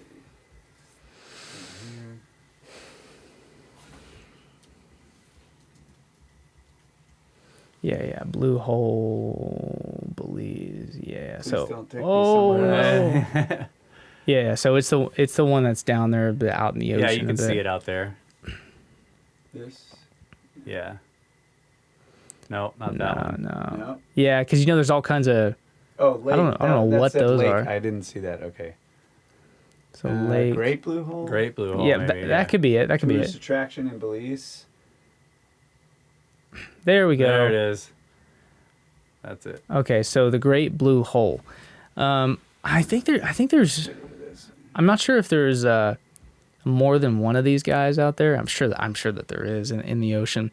So I don't know. I mean, this is a question for a geologist or somebody who knows a bit more about this than I do. But from what I'm told and the bit of research that I've done, the geological processes that go through of creating this are not the same as a cenote that you would find up in the state of Yucatan, in the Mexican state of Yucatan. Whatever process makes this is it's like it causes just a sinkhole where it just boom, like whatever, that surface just falls in. And for whatever reason, as far as I know, and I could be totally ignorantly wrong about this, but I don't think that process is exactly the same as a cenote. Okay. I'm not 100% sure. Maybe somebody listening knows better than I do. Watcher might be pulling some stuff up. We can check his. Yeah. What he's dropping in a minute. So, but what's interesting is, so, you look along the lines here. This is, there's really not a lot of difference between here and over here. It's just this is underwater. So what's interesting is if you go look in the jungles of Belize, and we're going to have to do a bit of, so look in the jungles. I believe it's south of Caracol. I'm more used to looking at this on my computer. Do a little bit of searching here. Yeah, we're going to have to do a little bit of exploration in the jungle, and it's kind of difficult for me to, what do you guys see? What do you guys see? Look at that. Oh. There are more There are more blue holes. These are the pictures you had put in the chat. Did I put these in? Yeah. A while back. There and I was are- like, let's go. There are there are several of these. So here's 2. If we glance there's around, another. there's a third one. Now what's crazy is this one. Supposedly, people have been out. There's only been very, very, very few people who have gone out here. They connect. Like these are underground tunnel systems. Okay, wow. You can see another one right here. If we keep searching around, like you can see where some of them are like halfway, where like it doesn't look perfectly like a circle, but you can tell there's indentations. It's got some kind So of you think collapse. there's something geologically connecting these underground? like a giant cave system and you got sinkholes? Sure. Yeah. These are giant cave systems. I mean, these go all the way down underground in all directions. These look at two the are certainly faint- connected. Can I see the cursor real quick? Yeah. I'm seeing, and this could be, just jungle, but there's these faint borders here. Oh, going yes, all yes. the way along. Yes. It's like this big rim. Yeah. No, See, it runs all the way along. You're exactly right. And there's different satellite maps that you can use to see the same thing, and it makes it a lot Oh, we more could go to clear. the USGS map tool. That would be. Yeah. I don't know. Problem if you is can get it's not U.S. Yeah. You can't get it down So there. it's there's another one that I use a lot. I don't know what that is right there. That might just be like That's a really cloud. interesting looking. Yeah, well, it's a cloud. Yeah. But you see that in the Yeah. ground? Yeah. So one of my big interests is look at all those I trees. want to go out here. I want to investigate some of these sites on my own. So there's one there. There's one there. Oh, I'm sorry. And now people have been out here. They call this the black hole. And there are people that go out there. You can hire these like brave expeditionary guys who will take you down and will repel you down into the black hole. Now, they don't do a whole lot of exploration, but the guys that have, I believe it's this one. This is the one they call a black hole. I don't think people repel into here, and they certainly don't repel into here. I'm sure some people have gone out there, but it's not documented as far as anywhere I've seen. This is basically the main, like it's the most prominent one, and it's the main one. Now, the Maya knew about these. They had seen these before. Oh yeah. And they were able, so when they rappelled down into them, they were finding ritualistic and sacrificial sites down inside at the bottom of the hole, which told them, oh, there's entrances in here. Because obviously they weren't rappelling. They weren't like climbing vines down. Because, and I didn't say this, this is bigger. This is much bigger than any Mayan cenote. Way, way, way bigger. Can I look at the And- elevation here? Yeah. And so I'm not sure how deep they are, but it's ridiculously deep. And so there Well, are. hold on. Let me push back a little Okay, bit. okay. If they made a suspension bridge across a fast-running river, Yeah. maybe they could make ropes that they could climb down in there with. Is that possible? I just don't know that it'd be anything we could have evidence of. Yeah. You know what I mean? I'm just like, saying. Yeah, it seems like now that That's I a know good that they point. made suspension bridges, Yeah, I would say yeah. maybe they did rappel down. That's a good point. Yeah. See, I'm turning into an academic in some ways. I'm like, no, that's not possible. But yeah, it is possible. It is possible, actually. Now that you say that. But that still doesn't discount the idea that they may be connected with tunnels. Like there's an entrance at the bottom. Well, they were able to get in from somewhere else. They are connected to tunnels. Yeah. There is a tunnel somewhere in here. I can't tell you exactly which direction it is. I plan to find out. But there are tunnels that go off through here, and some people have gone exploring deep inside of them, and they have found an actual like Indiana Jones crystal skull. There's an actual crystal skull inside that has been. It was just a skull that was placed like up onto this altar deep inside one of the caves, and it's crystallized over the last 1,500 years. Yeah. And it's just sitting there. It's been crystallized by cave deposits Yeah, naturally. yeah. Okay, yeah. How many feet would that be? Let's see. So this thing is 852 feet across. Yeah. So I believe that the cenote that is at Chichen Itza is 350. It's at biggest it's 350 across. It might be Okay. 250. So that's 850 feet across. Yeah. Like that's it's enormous. gargantuan. Okay, so we're gonna cross this jungle from the nearest village. Yeah, We're yeah. gonna So rappel down into this hole. So the nearest place you go is there's look at that the nearest landscape. It's the nearest place I'm gonna go is so Union Camp. They have this down there. I don't even know if there really is something there, but there is a camp somewhere up in here. That's really far away. Yeah. There is a camp somewhere up in here, and that's where I'll stay. And in my next visit, I plan to just go down here and stay for a couple of days at the camp and kind of talk to people and be like, okay, so how can I get out to the black hole, this, that, and the other. And so we're going to camp. Oh God, I can't even. Find there it is anymore. on the left. Yeah. Okay. go left. Yeah. There we go. Yeah. So I want to go to the black hole, and I'm gonna have to get like a Phoenix watch to be able to like track my GPS satellite location at all times. Like solar powered, blah blah blah. So it's a big thing. You're gonna die, bro. Maybe You're gonna die. And I'll be there to video while you do We'll go this. with you. We'll also go with you. So to die. I want to go. I want to go out here, and I want to go. I don't think anybody's ever been here. Yeah. I want to investigate that, and basically, I want to follow this ridge all the way around here, and I want to try to look for entrances that could lead in here. And I have a good friend who's a speleologist in Pennsylvania, and he works in Laurel Caverns, which is one of the oldest cave systems in North America. It's and I believe it's on like the oldest mountain in the world. It's within the oldest mountain in the world, and he knows a lot about like where to look for caves when you're looking for geology on the outside. Like all he does is cave hunting up in Pennsylvania, and so he's gonna go with me, and so we're gonna go through here, and I want to document.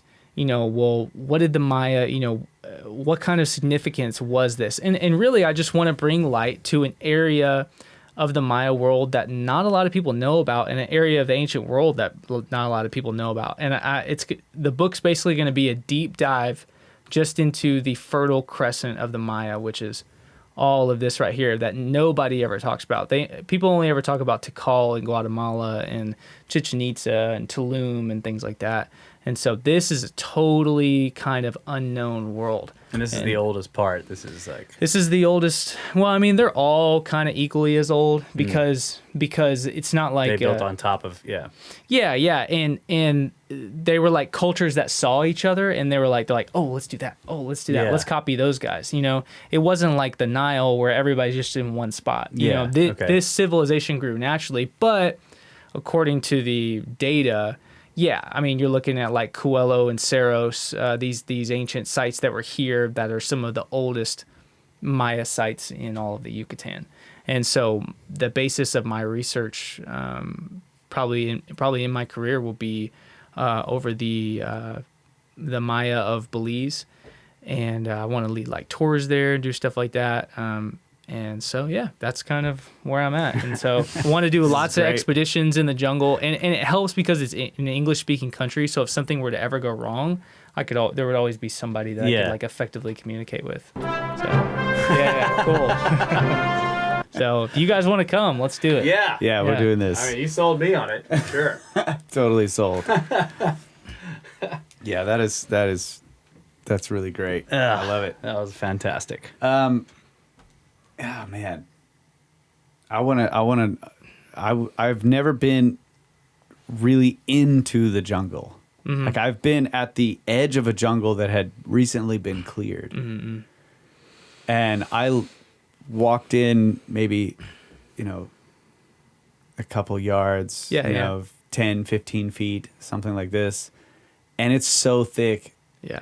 And I was just like, wow, this is crazy. And I've just seen ruins just going right into a wall of vegetation. It's where wow. was this? This was in Costa Maya. I was telling Costa you about. Maya. Okay. The road just goes. They were trying to clear the road. And of course, this is coastal. Wall. Yeah, it's jungle. coastal, so it's got like a lot of the coastal plants and just palms and all this stuff. It was just a wall of jungle. Yeah. Now that's different than anything I've seen. The jungle, it's different. Like Yeah, I would imagine deep forest further from the coast is going to be. You'd have tall trees. I mean, the stuff you're down in there. How tall are these trees? tall. I mean, they're way up there. So yeah. you got this big canopy, and is it fairly open on the bottom, or is there like a lot of? It is. It is fairly open. You're not like wading through vegetation that's just all up in your. Yeah. That's there's not kinda as much that jungle, grows at the bottom. There is a lot, and it does get dense. But I've noticed that it's not like on the coast. On the coast, my God, It's impossible. It's impenetrable. You can't walk through it. Like, and it's swampy. Yeah. And I mean that's dangerous. Yeah. And at every point, your knee to hand height with where a snake is going to be.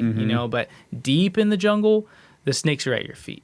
You know what I mean? And unless it's some kind of like eyelash viper that's hiding in the.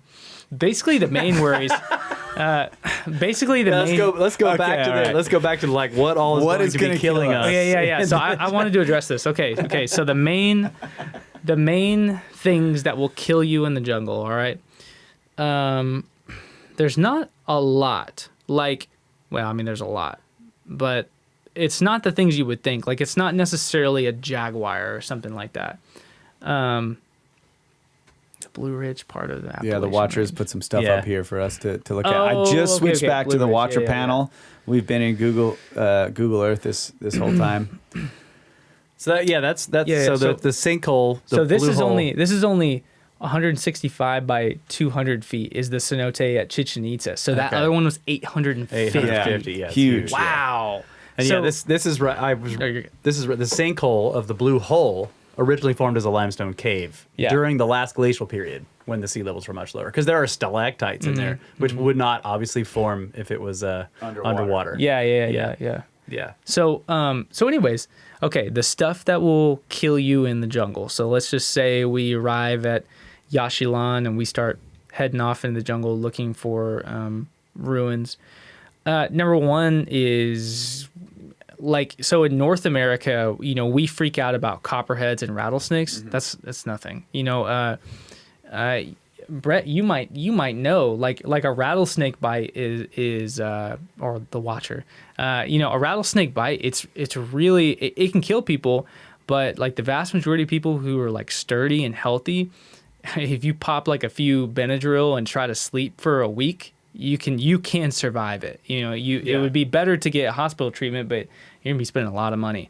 Copperhead bite, you'll live that. You'll live through that. A Nawiaka, which would be a fer-de-lance, is where they live is the Yucatan Peninsula. That is their home, and fer-de-lance is, probably top 3 most venomous snakes in the entire world. There was a guy, if I remember the story correctly, it's named after a guy whose name was fer-de-lance, and he would get himself purposely bitten by snakes to document the effects of it, and it killed him. And it killed him in like a few days. And so and he was talking about how like he felt so terrible, and so the fer-de-lance is the worst one. I mean, I want to make a Monty Python joke, but he was documenting it, and the effect of the snake bite was. oh yeah. Dying while writing it.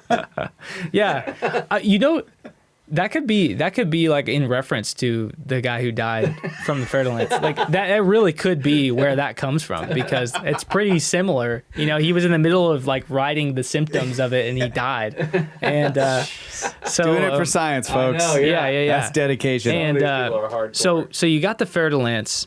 That one is bad. I mean, you could look up videos of untreated fer-de-lance bites, and I think he got bit like on his chest or something crazy like that, where like the that's no venom good. went to his heart. Yeah. But there are most people get bit on their feet. Yeah. What is and, this eyelash viper? Eyelash vipers. So they They're climb up eye in the level. trees and they sit at eye level, face level, and they're green or they're yellow, or they're able to align themselves with colors that match them. So a yellow eyelash viper is going to be sitting on like some kind of pale branch that's kind of yellow, and they're going to try to camouflage themselves, and they're just going to sit. They like wrap their bodies over the vine so that they sit looking like a leaf or something. And the green ones and the dark green ones are really dangerous because they just sit there and their body is already, it's like hanging over the sides and it's sprung already. So it's ready just to push out at you. Yeah. And so eyelash viper is incredibly venomous, but not like a ferret lance. I think if you got bit in the face by eyelash viper, you would probably die. The closer Face it is shields. to your face and heart, I feel like this is likely to you dying. Yeah. You can look up videos of like a ferret lance bite on the foot that hasn't been treated in 30 days, and all the muscle tissue is gone, and it's like this little bit. Yeah, it's just that's exactly what it looks like. It's this little bit of blackened, hardened tissue around leg bone. That's what it is. Like your leg is gone. Yeah. If you don't get immediate It's treatment, just destroying the tissue. Yeah. even if it's treated within an hour, you're going to be in recovery for 6 months after a ferret lance God. bite on the foot. Now, believe it or not, that is not necessarily the deadliest thing you could come across. So you've got the ferret lance, okay? You've got which is like above and beyond. That's really, really bad. Eyelash viper is pretty bad. You've also got the coral snake, which everybody knows of the coral snake. You don't want to get bitten by a coral snake. But the thing is, if you're wearing like at least some hiking like decent boots, their heads are so small they're not gonna be able to bite through your shoe, Okay. and they're not gonna bite you on your ankle because they're such small snakes. Okay. But you always need to be wearing snake boots, like knee-high snake boots out there, because the vast majority of the time you get bit on the bottom of your feet, like not on the sole of it, but right on the side of your foot. You're gonna get bitten right there. That's where it's gonna strike you, or you're gonna put your hand somewhere that it doesn't need to be. It's gonna bite your hand. Yeah. I came pretty close to getting rattlesnake bit. On Really? This last Scablands trip. Yeah. I was leading a group of people back through it's a very desert area with shrubs, and I knew it was dangerous. It's snake season. We were out there. Yeah. And so you're kind of stomping, ahead of, like you stomp and you want to alert them. You don't want to surprise them basically by sneaking up and stepping. And I'm stomping or whatever, and I'm walking, and I put my foot down, my right foot, and then the rattle goes off right next to me in the bush right there. And like I froze. Because you don't want to startle him or whatever. Yeah. And I backed away very slowly, and I looked in, and sure enough, he's coiled up right in there. Like he was within biting range. Like I'm really lucky that he didn't. They're nothing to be nail messed me. with, man. No. And they're what's crazy is like of all snakes, like I think a coral snake might be more venomous than like I don't know if it was a diamondback rattlesnake or whatever. A coral snake might be more venomous, but damn, if a rattlesnake is not way more intimidating. Yeah. I mean, those things are freaking scary. Yeah. So anyways, yeah. So Watch us show that terrible pictures. No. yeah. So the other thing that you don't want to mess with, this might be the most deadly thing. Now you've got these like feral hogs and stuff like that will just come and like stomp you down. They'll show up out of nowhere and just run you over and kill you. And we know a little bit about that. Yeah. Of course you do. Yeah, they'll come and gore you. You know, and so you've got that. Dr. Barnhart was almost killed by one of those, and it just I guess it charged him and it turned and ran off in the jungle. Yeah. He also got stalked by like a jaguar, whatever. But the most dangerous thing are, so I don't know in what country it was, but I think it was in Central America. They tried to take the American honeybee and the African bee. Oh no. And they tried to create a bee that was so docile, because the African bee and the honeybee, the American honeybee, I believe, were like the most docile, tame bees. You could put your hand in the beehive real slowly. None of them are going to sting you. So they tried to like mate them to make the most docile bee that would produce like the best honey, whatever. They made demons, like actual bees from hell, and they escaped the laboratory that they were in. So now there's legions of killer Africanized bees swarming around the jungles of Central America right now. And if they find you, there will be a swarm of them. And the only thing you can do is you can hear them coming from like 100 feet away, just and you dive into like the thickest brush that you can and hope you don't land on a snake, and you just let them fly over you because they fly high up in the treetops. But any big animal that they see, they just swarm the animal and kill it. Oh my They'll God. sting it. They'll sting it 100,000 times until it dies. And here's the thing about these Africanized bees. All right, so we got face shields, bee suits. Yeah. You can try to run from them. They'll follow you for over a mile. If you're next to water and you They'll hover if over you it. run and jump in the water, they'll just watch you while you're in the We water. need snorkels. Yeah, and if you try to, they would come down the snorkel. screens. You would go, with screens. Snorkels with screens. Yeah. Bee snorkels. Yeah. And so they'll sit above you and they'll sting you when you come out. And if you try to swim away, they'll just follow you. Oh my God. And you can't get away from them. Like that's probably the most dangerous thing in the jungle. That and falling trees as well. Like, I've been in Tanks. All right. Yeah. I've been in I never experienced this while I was there. It usually happens after rain, because like the wood soaks up the rain, it gets heavy and causes things to fall over. But it rains a lot. And I've been in the rainforest in North Carolina. North Carolina has a really small rainforest, and I've been out there right after it rains. Oh my God! You hear and you're looking around, and you're like, I don't know where it's coming from. I'm not kidding you. In 1 hour, we had 3 trees fall in our vicinity, and one of them. So every time I'm up in North Carolina, I go looking for like glyphs, because there are like these ancient glyphs up in North Carolina that. That Native Americans drew in the rocks, and you can see them. They draw them these big, megalithic boulders, and it's easy to spot them. It's not easy to find them, but my buddy and I will go out, kind of pretending like we're in Central America, but just doing stuff for fun. And after it rains, man. Trees are falling everywhere, and it's the exact same thing in Central America. Trees are falling, and the only thing to do if say us and we're with a whole team, if you hear a tree falling, everybody runs in an opposite direction so that not everyone dies. So that the fewest amount of people get killed by a tree as possible. That's the only thing to do. Tanks. Isn't that crazy? So, yeah, man, I don't know. That's part of the allure, though. But yeah, I'm just like, I'd rather be obsessed with killed by a this stuff. falling tree than a swarm of bees, though, I think. Oh my gosh, could you imagine? Yeah. Could you imagine getting to the point where bees have, because you can survive like 5,000 stings, and be okay. But So like a tree falls on you and breaks your leg, and you're crawling, and then the bees come. but it was a tree. you can't It was a dive tree that was inhabited By the bees, it falls on you, And so you're they think strapped. it's You your do your fault. best to like crawl dive under a bush, and there's the freaking eyelash viper there, and it bites your face.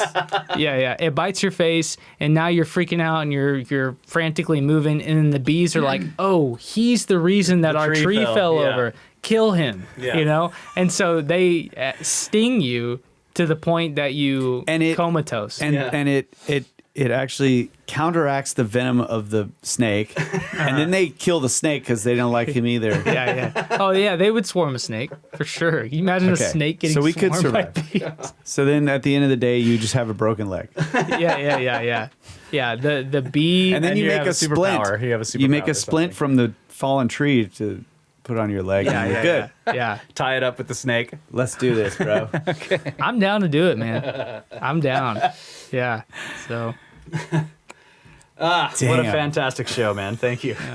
well, thank you Highly guys for having entertaining. me. Yeah. Okay. Yeah. Wrap it That up. was We got freaking awesome. Yep. Let's wrap it up. We got some closing. But first, tell people again where they can find your stuff. Yes. Yeah. Yeah. You can just find me anywhere. It's just my name, Luke Caverns. Luke like Luke Skywalker. Caverns like a cave. Multiple caves. So you're on Instagram, Twitter. Where are you posting Facebook? most of your stuff? Yeah. Like, where do you? Where are you most active? Yeah, I do short videos 4 or 5 days a week, and you can find those on Instagram, TikTok, and like Facebook Reels. But for longer format on YouTube, I'm still kind of finding my voice on YouTube, how exactly I'm going to go about that. But Instagram seems to be the main place right now. Okay. It just kind of popped off in the last year. Excellent. Awesome. We got Go some- check him out. Yep. And he's going to be at the Cosmic Summit. That's right. Yep. So you also come to So that. I'll be talking about the same topics as I was talking about today. Awesome. In some different ways and a bit more concise than Yeah. than this. So I got to keep it under an hour. And we won't be interrupting you the whole Yeah, time. yeah. No, it's all good. Yeah, and you bring up some good points. Yeah, definitely like give pushback. You know, that's always important. No, So we don't push back. yeah. We don't push back. We don't question. Okay. He's pushing back on the I'm pushback. just pushing back on you a little bit there. Sorry, man. He's trolling you. Just joking with you a lot. He's trying to do his job. But over it's there. so great. I really enjoyed it. Yeah, It's this was been a fantastic awesome. episode. Yeah. Yeah. We want to give some shout outs. Are you going first here? Yeah, this is a one-up package that we received from our good friend Annabel. It also makes her an executive producer because Oh, there hey. is a sweet cash donation there. Look Thank at you very that. much, Annabel, and Cold also and and hard. James.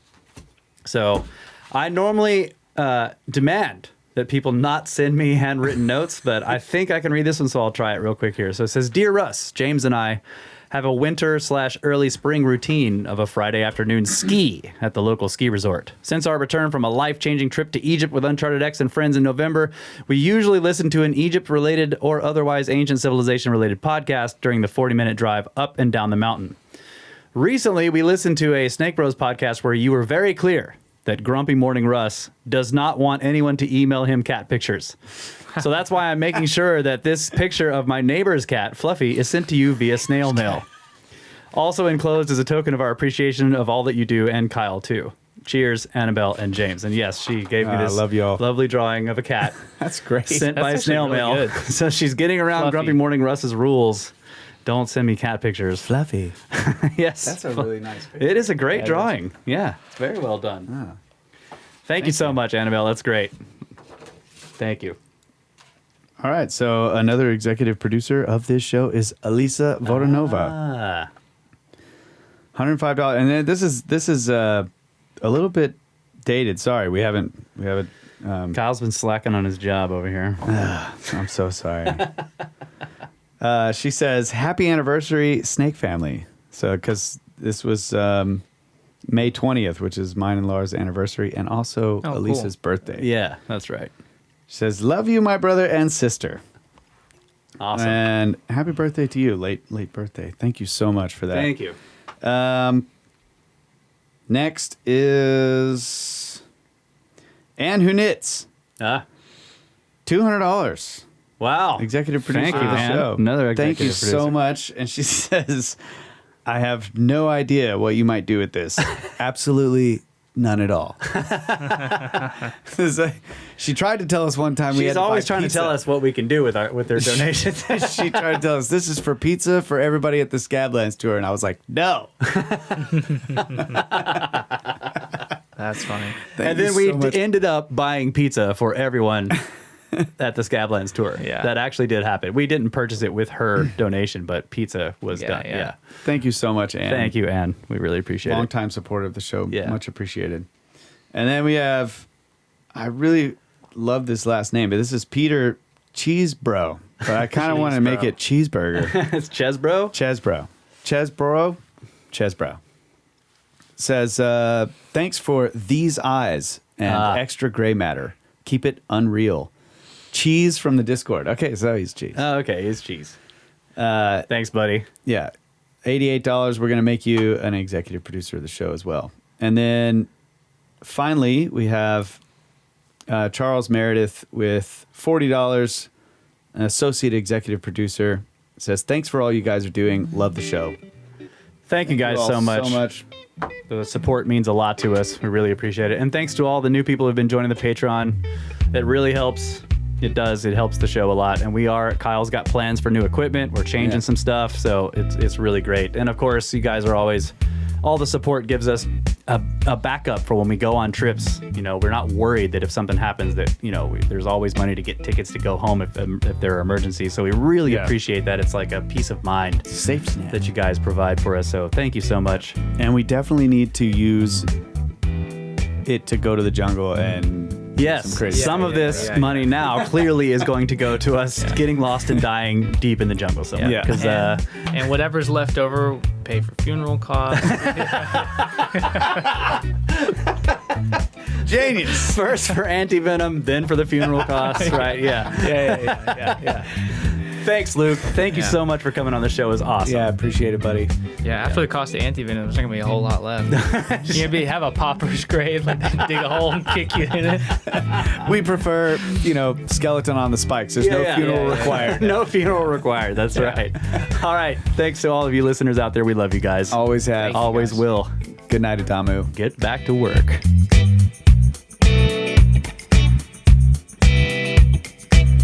One more thing, ladies and gentlemen. We are releasing Precession on vinyl on the summer solstice, June 21st, for Patreon members exclusively.